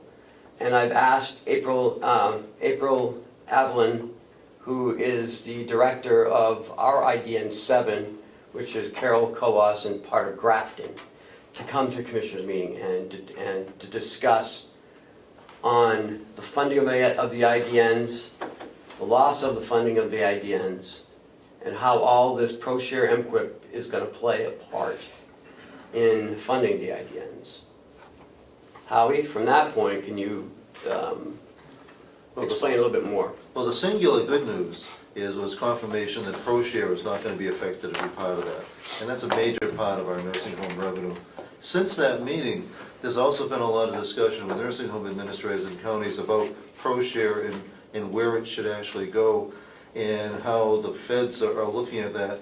The good news is that from the federal perspective, we treat ProShare exactly the way they want it to be, which is it's money that comes essentially from the difference between Medicare and Medicaid. It comes from the nursing home, it should go to the nursing home, and that's how Carroll County treats it. Not all the counties do, but we do. The background to... Excuse me, Howard. What do the other counties do? Put it in their general fund? Exactly so. And I think, near as I can tell from the emails that I've had, there's only 2 counties that are doing that. It puts them at some potential risk based on a memo that was received from one federal, from Medicare. But we don't have to worry about that. With 2 counties, I just want to watch this unfold. I think it's Rockingham, I don't think it was Stratford. And they do it because they thought, it all balances out, but they just thought it's general revenue. Well, the feds don't want it to be used for anything other than for nursing home. Sure. And even though they can justify how that's actually happening, from the federal perspective, they want it to be in the right box. There are some counties who are scraping the bottom of the barrel to get every dime they can for general fund. I'm just wondering if the feds, and it's none of my business really, but I'm just curious if the feds change that or force that, what impacts that would have on them. I'd like to keep an eye on that, but what you're saying to us, we'll be all right. We are all right. We are all right, and most of the counties are doing it exactly the same way. Okay. You know, the IDN, which is the Integrated Delivery Network, the issue behind all this is, that was essentially a short-term grant that got this launched, so the state's now in a position of planning ahead, and I give Commissioner Myers high marks for that. How's it going to be funded in the future? And they're evaluating a number of different options. And they recognize that the counties are ultimately the payer for an awful lot of things. So I think he was acting in good faith with us on Monday, bringing everybody on board. He was very candid, very direct. There is no resentment on his part that House Bill 1816 passed. I think he's actually relieved. Because he is. Because he had to do what the legislature mandated him to do. Right. Legislature changed the rules. I think there's no hard feelings on his part. So he heard loud and clear at that Merrimack meeting, and he acted accordingly. But I think what we have to do is, right now, the IDN heavily provides a great deal of support to our House of Corrections and all kinds of community agencies throughout the county in the northern part of Grafton and of course Coos County too. And we need to try to protect them in any way that we can. Is that the same IDN money that the sheriff's departments get? The sheriff didn't get any IDN money. No? Oh, then I must misspoke, I'm sorry. It's a jail. Must have been just the jail. Unless Dominic's hiding it somewhere, No. Well, we got grants for it, but it must have been all for the jail. And for the jail, an awful lot of it is for drug and addiction programming. Okay. So April will be coming, I'm trying to get her to come next week. Commissioner Myers will be meeting with the delegation at some point, because there's a mechanism that the delegation will have to take as to vote on accepting the money. And the expense of the money. Yeah, because we have to give it back, so it's an in and out, but so we have to get them. So he's gonna come to a delegation meeting. So we're gonna have to call a delegation meeting in June sometime. Don't we have one in May? Yeah, we have one on Monday, but he can't come Monday because he's meeting with other counties on the same issue. Well, it's up to the delegation to call that meeting. Okay. Isn't that how that works? And the delegation? The commissioner's going to call a meeting at any time. It says it in the RSA. Okay, well, that's the delegation's business. Business, right, on that part. Yeah. We're okay right now? We have no action that we need to take? At this point, no. Okay. This is just kind of an update because Yeah. the commissioner is looking at a relatively short schedule. In terms of being able to fund the IDNs, the sooner counties make decisions, the sooner the IDN is able to get money. And so there's there's an advantage to the IDN 7 Sure. for us to move sooner instead of later. But he doesn't want it rushed at the expense of people not having the information they need. So he's looking at a June, July timeframe.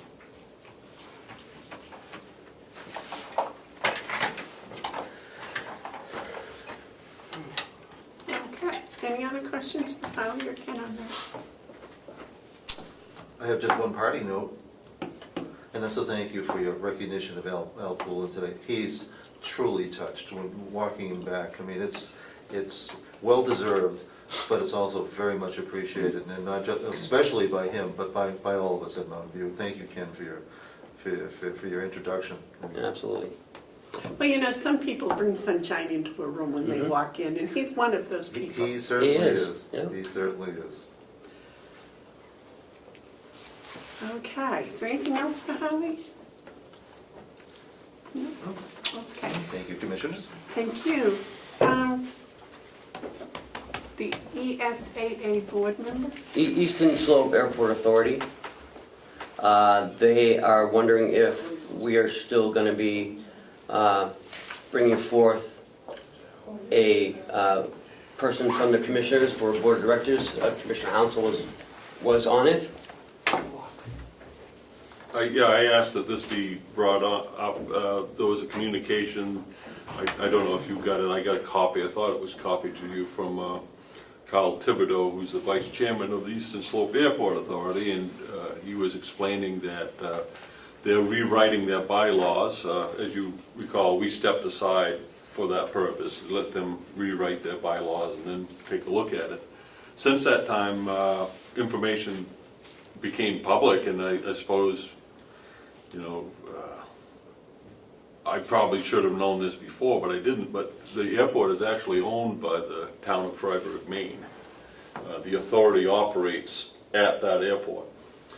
So, as I look at the whole thing, I am extremely supportive of the airport, and I believe that the county benefits. I know the county benefits from that airport economically. It's an important asset. But when it comes down to governance, I do not believe that it is in the best interest of the county to assume a seat on the board of directors. I say that for two reasons. Number one, it's an interstate authority. It's owned by a town in the state of Maine. The function of the board of directors could at times be contrary to perhaps what the county would like to do. So there could be just, you know, whether you will like it or not, there could be a consistent conflict of interest there. The support of that airport, financial support of that airport, includes contributions from several northern county towns.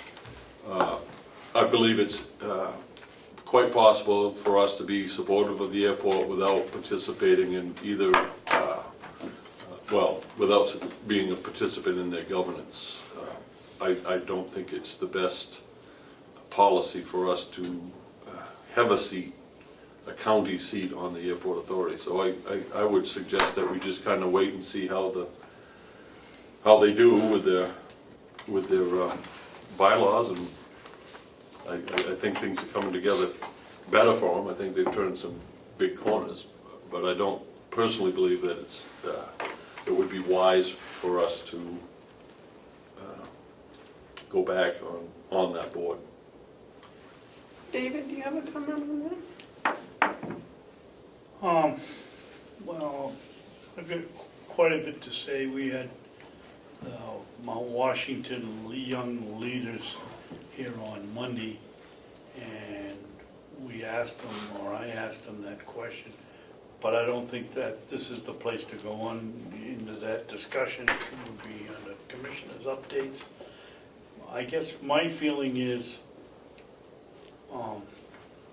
that maybe we'd be better off just making a small donation to the airport to cover those helicopter transports that they make, which is basically what these young people said to the young leaders in Mount Washington is the usefulness for the airport is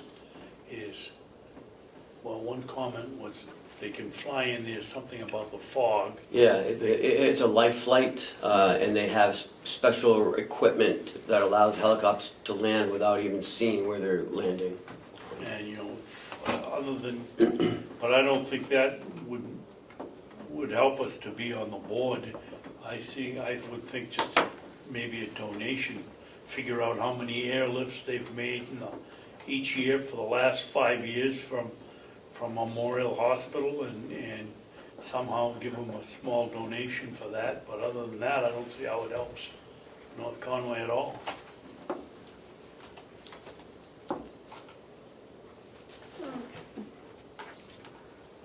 Wasn't that airport at one time in North Conway?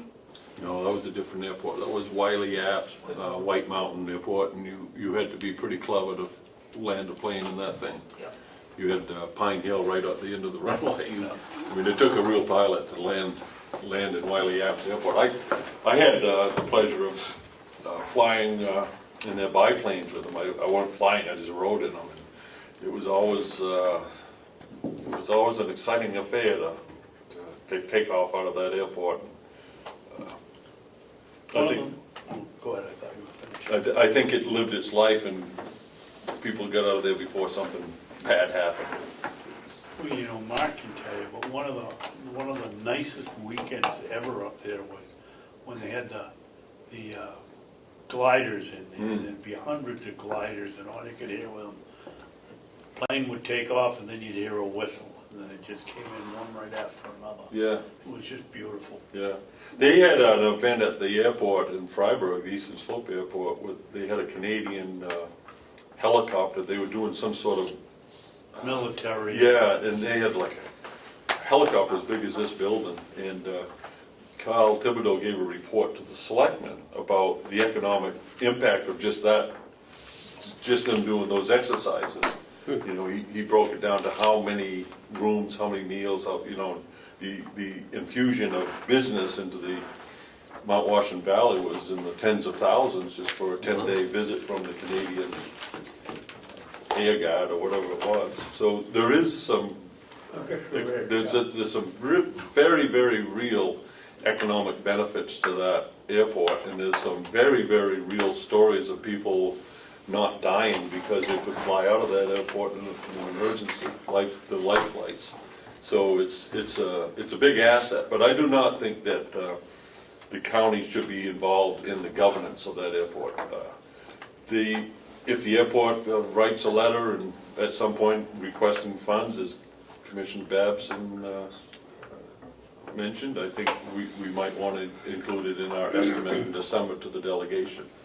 But you know, I do think we ought to somehow communicate back to the Eastern Slope Airport that we are interested in their success, but at this time we don't feel that it's appropriate to reassume a seat on the Board of Directors. And I'd like to make that as a motion that we do that. We communicate that in a positive letter that we support them, encourage them, but we don't believe it's in the best interest to retake our seat on the Board of Directors at this time. You want to second that? I'll second it. Okay, motion's been made and seconded to contact ESAA and tell them that we do not wish to resume a seat on their board At this time. at this time. All those in favor say aye. Aye. Aye. Those opposed? Okay. Yellow folder is next, but Nothing in the yellow folder, is Dominic here for, non-meeting. okay. Administrator updates. Do you want to do the non-meeting first? Yeah, I'd like to, if we could do the non-meeting first. Well, I realized that, but I thought maybe we'd already done the commissioners' updates, we could get all through that, but, Well, we haven't done the commissioners update. oh, okay. We're going to go into a non-meeting, So you're just gonna recess? so we're going to have a short recess. I say short, hopefully.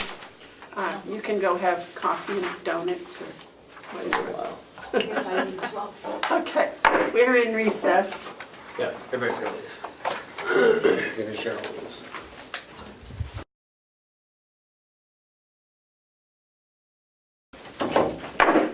Okay, recess is over.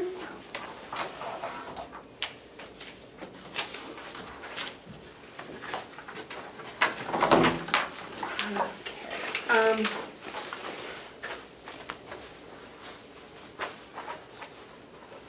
I should have a motion, yes? David first. I'll make a motion that the Board of Commissioners of Carroll County accept the, do I call it a? Ratify.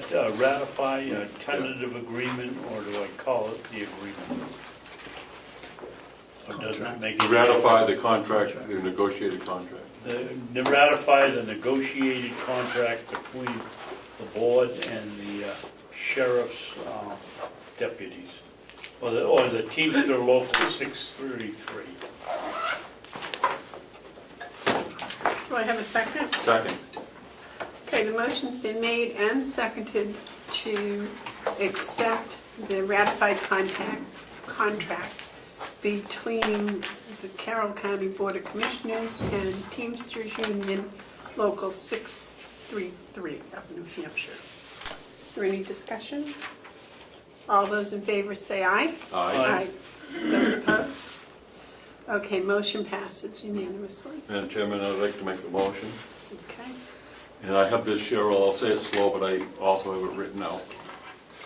I move that in accordance with RSA 24:9 C and RSA 24:14A, the Commissioners call for a special meeting of the County Convention for the purpose of requesting a supplemental budget in the amount of $49,743 for the purpose of funding the Sheriff's Department contract, labor contract.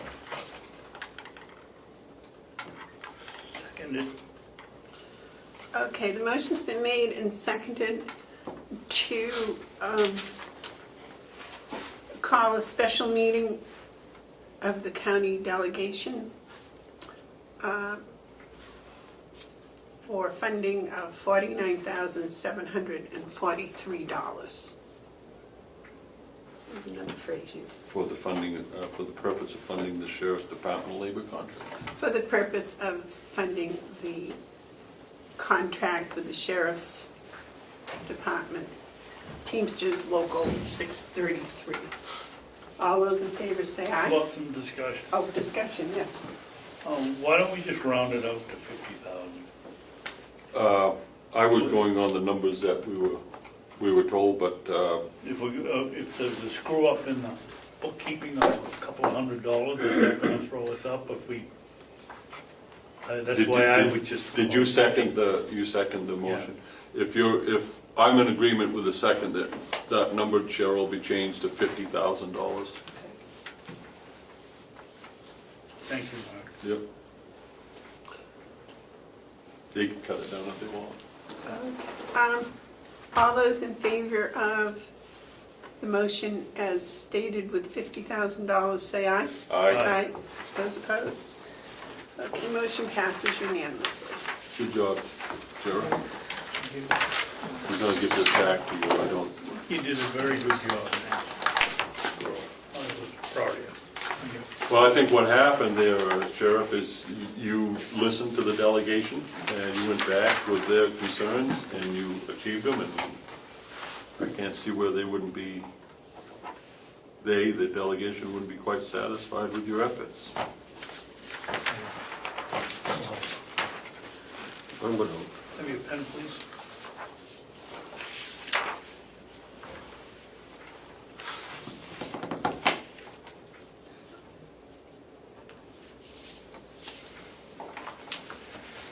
There you go, sir. Thank you.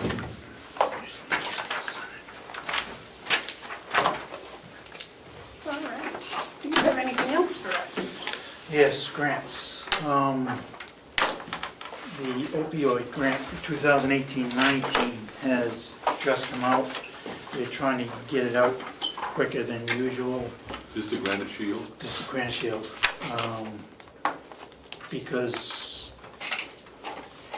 it's at the end of the last grant, Yeah. at the end of June, that finishes out.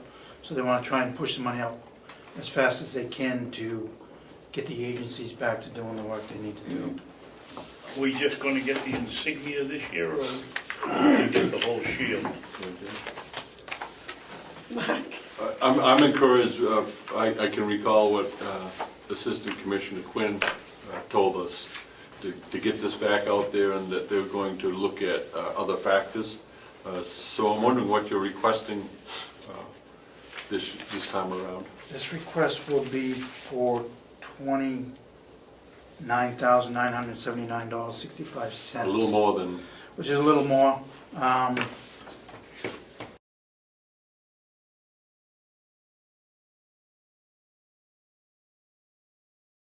has been well. If I don't make a mistake and not get the meeting in time, that seems to be a problem. I think sometimes seems cumbersome to have a lot of different eyes on it, but I have to really give credit to the grant review process that we're using and the people who are doing it. I think they move as quickly as they can.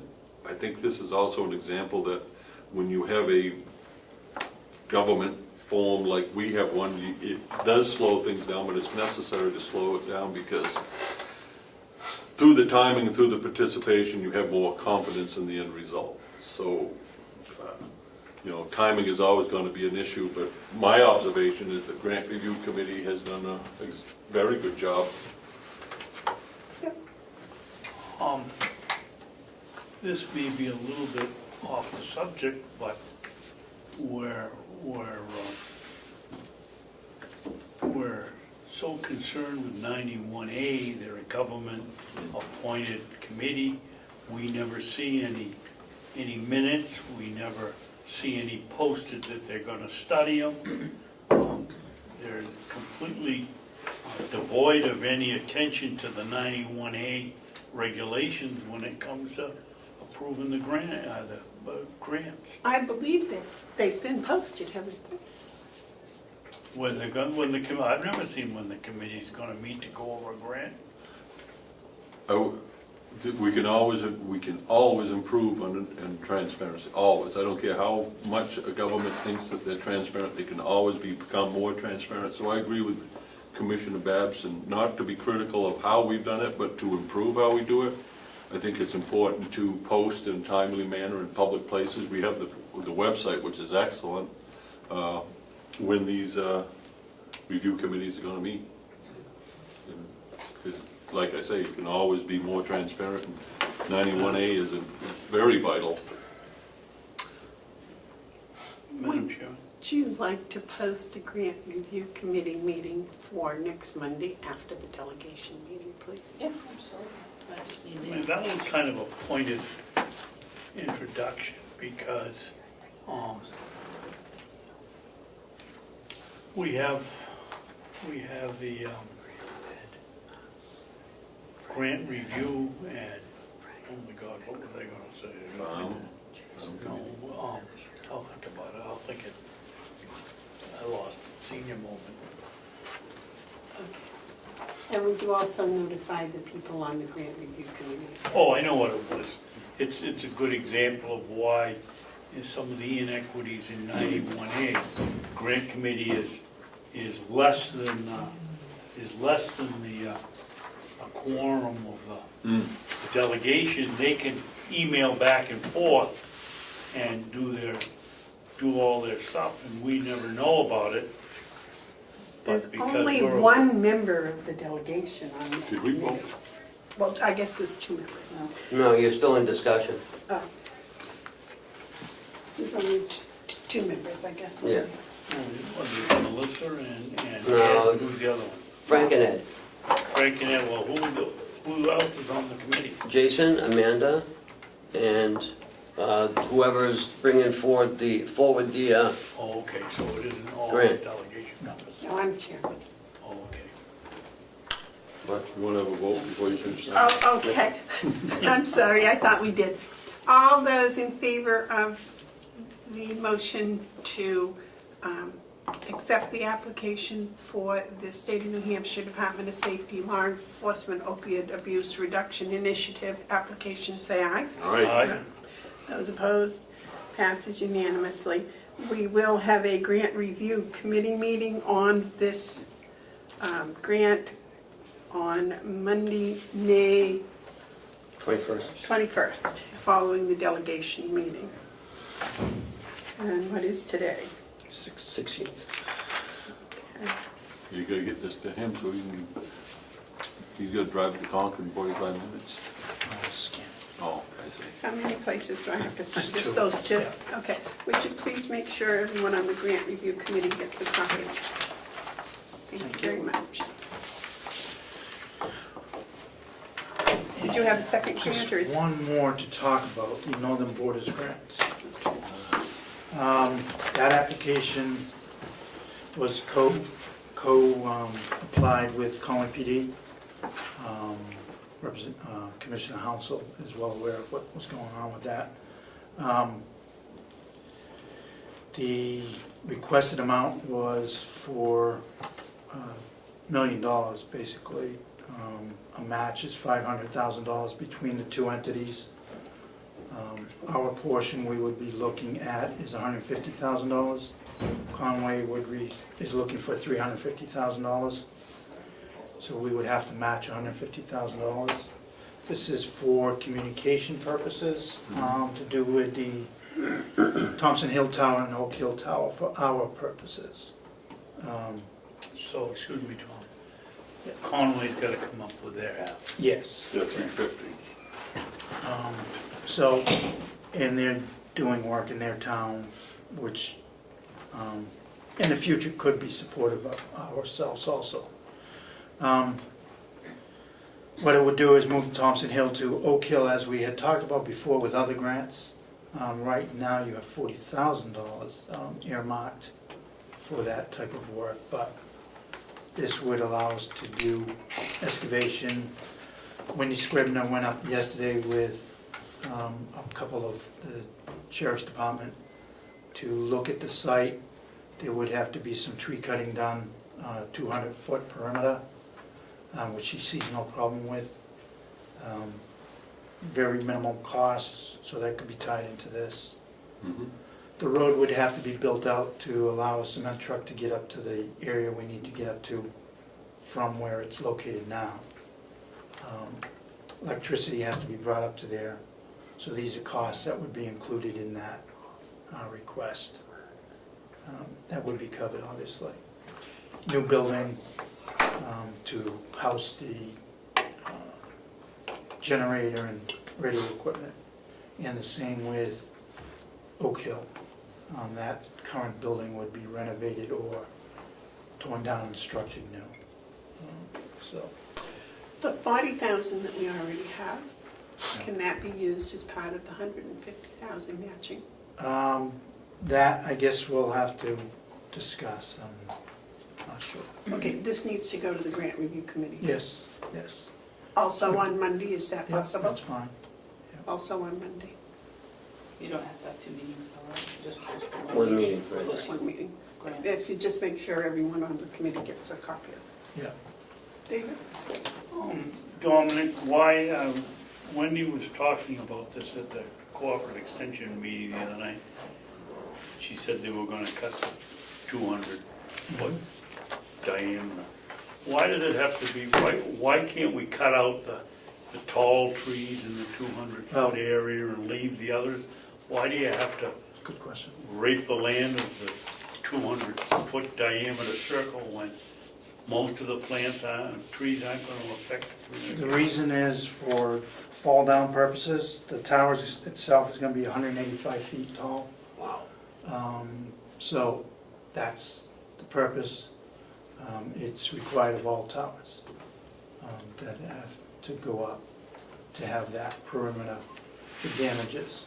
required by who, the federal government? Yes. Is 100, being in my old job on the zoning board in Ossipee, it seemed to me like wasn't the height limit something like 120 feet? that they could be No, for there's a aviation purposes? No, there's a limit of 200 feet for that 200. aviation light, yeah. And then what, after that, you'd have lights or you Yeah, they have lights, yeah. 10,000 permits and besides, but, okay. Mark? I would also imagine future growth is an issue, that's probably why they want a bigger diameter, but what I want to say is how much I appreciate the county participating in this. The county sheriff's department needs are not as expansive as the northern part of the county's needs, the sheriff's department that is, but it is still the same county. And this affords communication enhancement that's going to help us going forward. What we hang off the towers will be decided as we go, and the future opportunities are well supported by this grant. And I want to thank you, Sheriff, for your participation in it, and it is pretty exciting news. The communication needs in the northern part of the county, the Conway dispatch, they dispatch Eaton, Albany, Bartlett, to some degree, in Chatham. I mean, and it's fire and rescue, it serves a national forest. This has been needed for a long time, and it's good to see this part of our state get these towers that they have needed. And, so thank you. And if they get this grant, they will most likely be able to back us up as a dispatch center too. Right. So. It's great for emergency response. David? I don't know who's in charge of the regulations, Sheriff, but maybe I don't understand math. If you gotta cut a 200-foot circle, and you're worried about taking down the tree, the tower, is it a 200-foot radius or 200-foot diameter? Radius. Radius. It's a radius. So if the tree We're is, 200 feet from the center circle. and the height of the tower is, 185. okay, so the last 6 feet we're worried about, the last 15 feet. Oh, but if you have a tree that's 200 feet tall, 6 feet if you. and it falls onto the tower, I said, we were talking about 15 feet No, of tree I that's think taking down the whole tree to, they're talking about the tower falling down. Right. and hitting a tree? Yeah, they want a clear area so they can Not work the other way on the around. tower. not a tree falling on it, the tower shouldn't fall down. Sure. Yes, sir. You got guidelines to be considering. Oh, there you go. You got guidelines, that's right. Well, this won't have any guidelines. This is just a Guidelines. This would be freestanding, in a concrete. this is like the Eiffel Tower type of thing? Concrete pad. Yeah. Does the county actually they- own the land? Yes, the county owns land. We did, with Wendy, scope that out as far as making sure that it will be on our property. And Will it we has get the the wood? distance marks. She didn't say there was much wood as far as making money. That's why it's Right. gonna be a cost to cut what trees need to be cut. Right. It wasn't valuable wood. But, So But- that's up It's to you. valuable when we're gonna cut it up Again. 32 inches long and put it in a bag and send Again, it to a campground. that is your call as far as what you wanna do with what. But that was my Wendy- question, is it our wood? That's, yes. is Wendy in charge of Well, there you coming go, in? David. She will guide us as far as hiring someone or whatever, yes. Okay, so I think we need to Legal. speak with Wendy and have delivery down here as part Bound to be of some the, hardwood in there. that's, Gotta have everything in it. I know there Firewood. were a lot of ticks when they came back. Really? oh, that is a plight that's upon this area that is growing worse every year. And why something can't be done about it, I don't know. I do know that several years ago, the Farm Bureau asked the state to investigate, and we never got a response to that. For what? For the ticks, Ticks. to investigate what could be done with the ticks, because ticks not only bother people, but they bother animals. They've been doing it for centuries. And, no, they have I not. guess the winter's on hush enough. That is for me. I've got my neighbor's guinea hens, I'm all set. There you go. Oh, That's nice of her to send them over to take care of your tick population. Anything else for us, Sheriff? I think that's it. No, Thank you. thank you.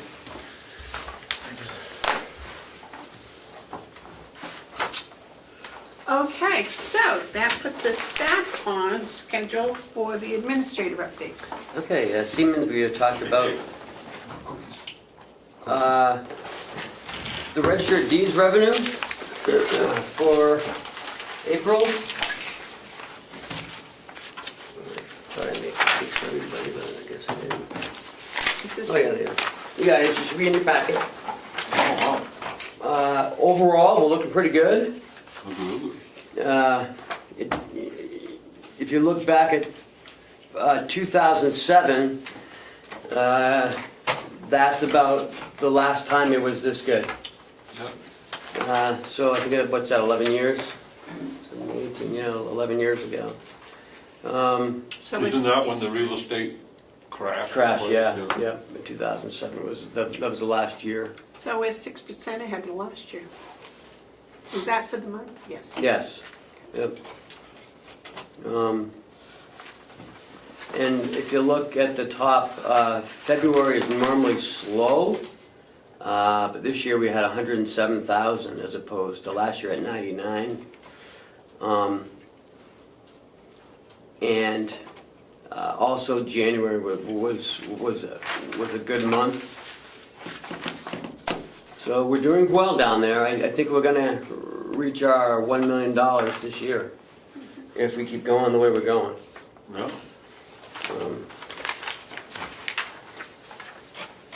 But if you look on a monthly basis, on page 2, it wasn't as well as we did last year. But March was $10,000 more, so. And according to Lisa, we had some really big, the Conway Scenic Railroad purchase, that was a big one for us, and also she said, How much was that one? I don't know. You know? Substantial. And there was another big one like that, that really helped us, so.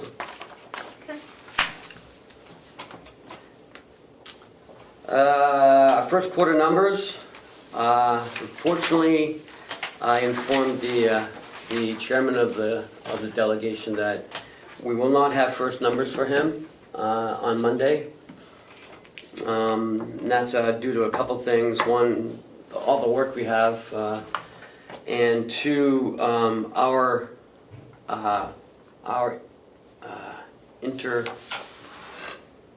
the thing from payroll we get, the interface.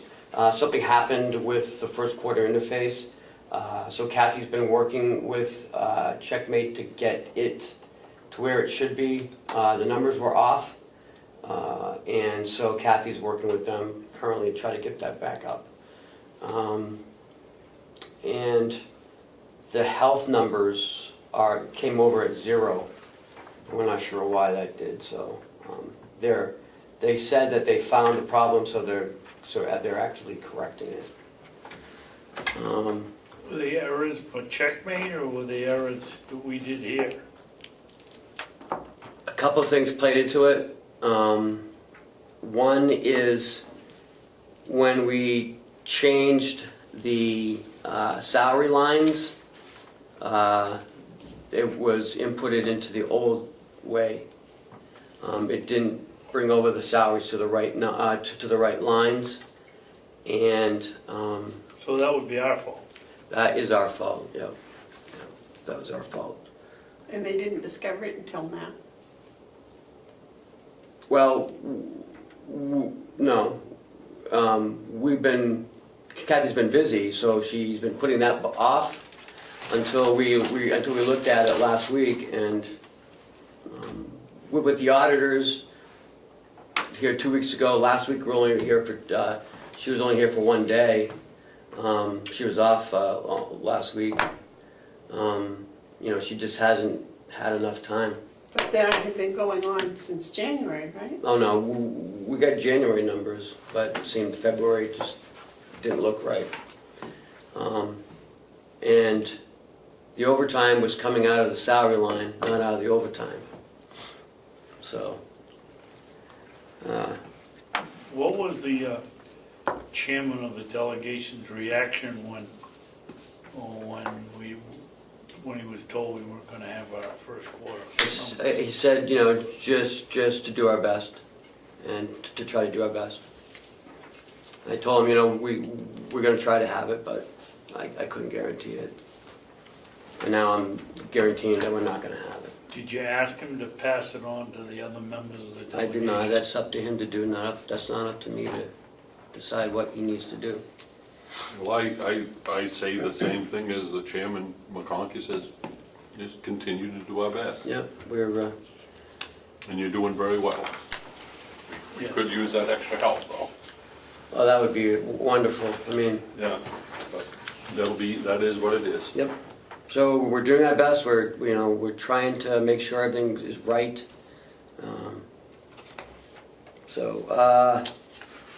We talked, Commissioner Jeff Myers from DHHS is reaching out to all the county delegations on the 1115 waiver. Because there's gonna be some, we're gonna need some input from the delegation at some point, but he is gonna meet with them. But he would like the county, at least one county commissioner and myself there when he meets with the delegation. He's gonna come out here, so he's setting it up, like, from what I understand. This in June. He's trying for June or July.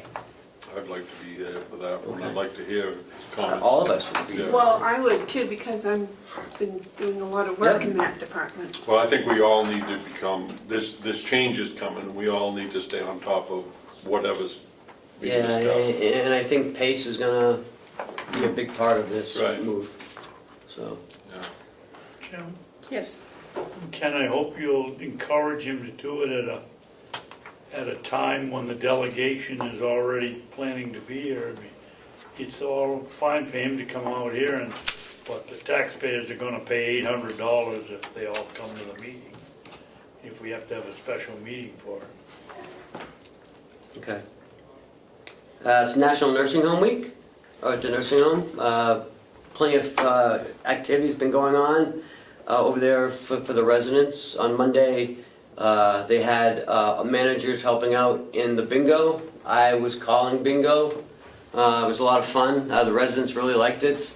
Howie was helping the residents with their numbers. Jen Breton, Lori Tatro, Bob Murray, Chris Delisle, and Carol Baldwin. So all the managers were interacting with the residents and helping them with the bingo. And there's some pretty big winners over there, $3, $4 winners.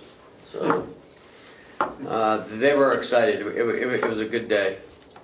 Auditors will be here next Wednesday through Friday, trying to complete the audit. I think we'll have it by June this year. Last Monday we had the Mount Washington Valley Leadership here.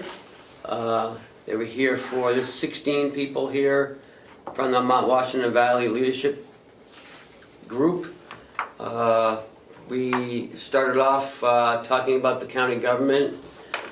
Commissioner Babson made a second appearance and talked a lot about getting involved in your local politics, getting to know your state rep and your county commissioners and your elected officials. Can I interject? Are you done on that one? No. I just want to comment that is such an encouraging thing for those young people to become involved. I thank you, David, for coming and speaking to them, because they've been doing this for a few years, this program's going. This is our second year here. Yeah, but I'm talking about that leadership group. They've been active for a while, and some of those early participants are now assuming positions in local governments, and that's what we need. We need young people becoming interested and involved. David? You're absolutely right, Mark, but you wanna hear the sad part of that? Yeah. We let off the discussion by asking them, and they're, what, 28 to 35, some lawyer, somebody owned a bag company. I mean, these are the young leaders up there. I said, do any of you know your county, your state representative? Out of 16 people, you know how many knew Probably one none. of the three? No. None. None of them? Well, they knew that they knew them, but didn't know their name. No? Then what How good's can you that? know, how can you know something? Well, they you they don't could know? recognize them, but they weren't sure of their name. Well, I mean, you can look at him, you know, Abe Lincoln's brother. Name. I said, well, okay, how many of you can name the three commissioners, and I'll give you one right here, here's my name tag. None. And then I proceeded to go on my soapbox and tell them, you know, this country's gonna be your responsibility and now and remember. But my point is, Mark, as a member of the school board, this is a real failing in our system that It sure is. not, these kids didn't know anything, and they don't know anything because their parents don't know Right. anything. And the school systems have just let them down. We ought to have mandatory civics or something like that in high school, so these kids, when they come in, have some idea of what's going on in the world rather than who's singing the best popular song. Boy, you hit that right square dab in the middle of the nail. That is a very real problem. There is a requirement under New Hampshire law that civics be taught, but the civics that is taught is not the civics that is needed. The civics that is needed is how does local government, how does state government, how does county government operate?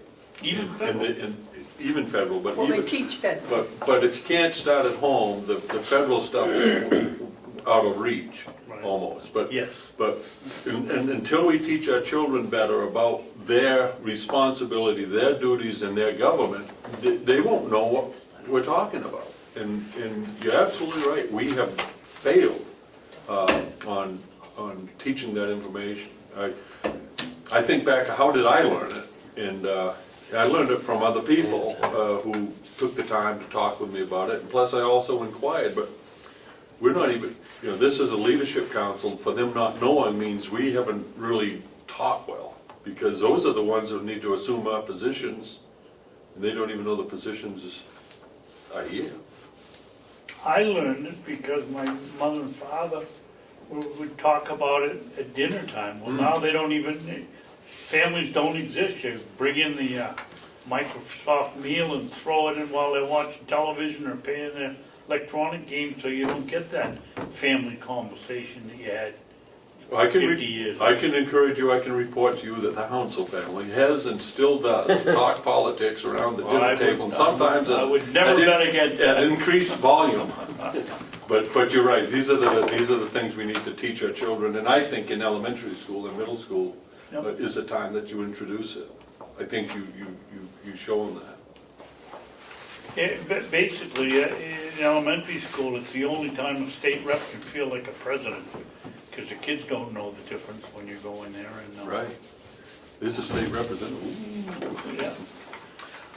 Well, I'll tell you that I took my son to vote every time I went to vote until he was old enough to sign up and vote. And I believe since he turned 18, I don't think he's missed a single Good for you. vote. And we always discussed the ballot ahead of time, even though he was too young to know, because there were people on the ballot that he didn't know. So, My mother and father taught me the importance of voting, and I will vote for an uncontested town clerk race. You know, just to show that, you know, it's important to show up and to vote.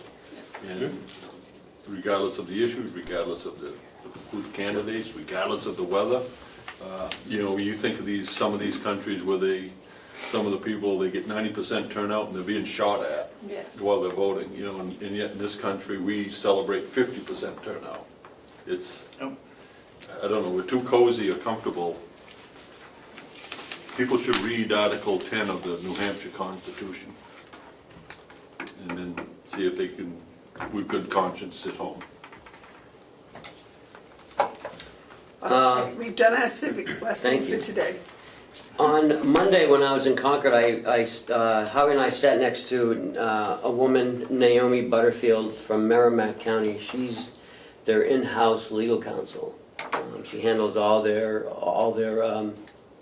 civil stuff. She reviews all the contracts, reviews their CBAs and any policies they have. And Merrimack commissioners and her are reviewing a lawsuit against the pharmaceuticals.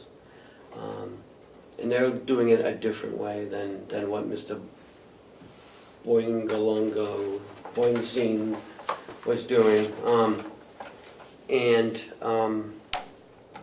It was interesting how the approach they were taking.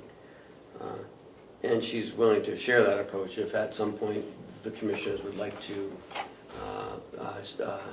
entertain that again.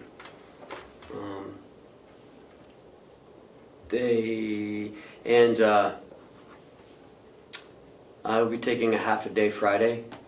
My dad's service is a Saturday morning, so I need to do some things. So I'll be leaving here at noon on Friday. And that's it from me. Commissioner updates?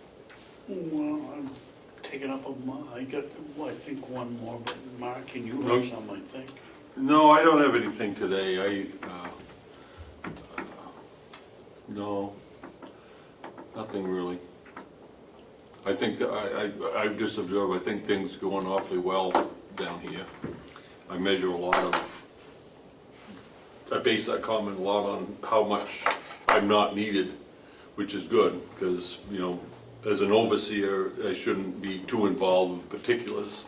None of us should, because it's, you know, we let these people do their job, and there's always problems and situations, and they're awfully good about telling us about it. And like I said, I think the first week, I don't like surprises. I don't like good surprises or bad surprises. I like everything just going like this, and everything seems to be going pretty good. So I guess that's all I would have as a update report. Okay, David, you had one? Yeah, well, I've had most of mine, I got one more. I've been working on the Babson Memorial Garden out here. I sort of sidestepped you two and we ordered the, what we're gonna put in the garden, and I hope since you people weren't involved and you don't care that you're not, Well, I'm involved with the pumpkins now. well, we said it, bought pumpkins, Squash. You're talking about a different garden. no, this is the one out here, it's the half-acre garden, but I didn't come into the board because we were short of time and we wanted to get it going, and I didn't ask your permission, I just did it, so I'm telling you now. So, we've got the seeds, we put the lime down, and we harrowed it, so it's underway.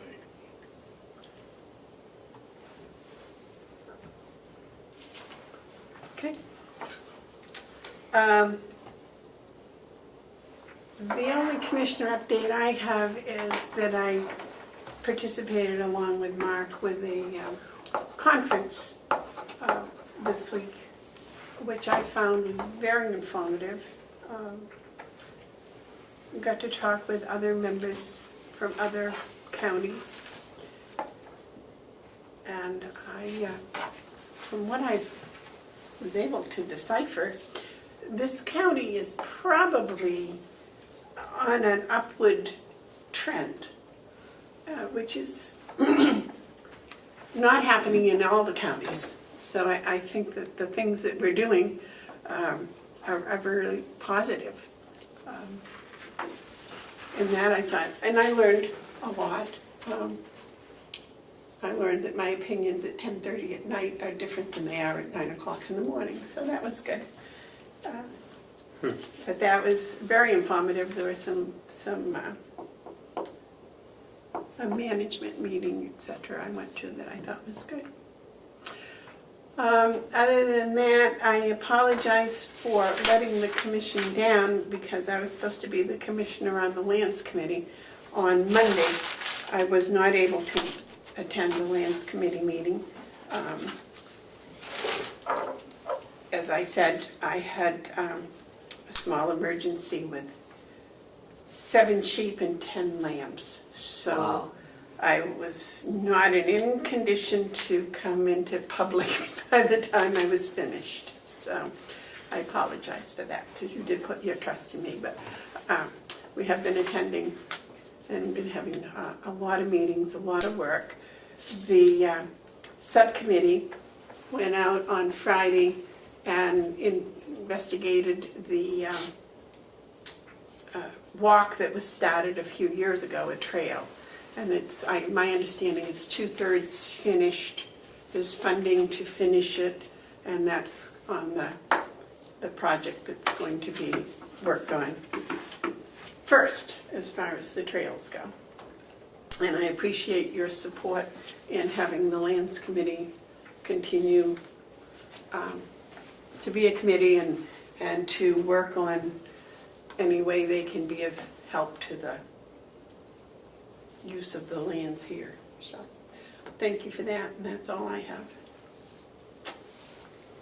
Anything else from anybody? Any public input? No? All right. So we have a non-public. Mhm. Is that going to be long? It may be 15, 20 minutes, it may go a little longer. It all depends what you guys want to do. Okay. Why don't we have a recess, and then John, you can clean up and go home. Okay, recess.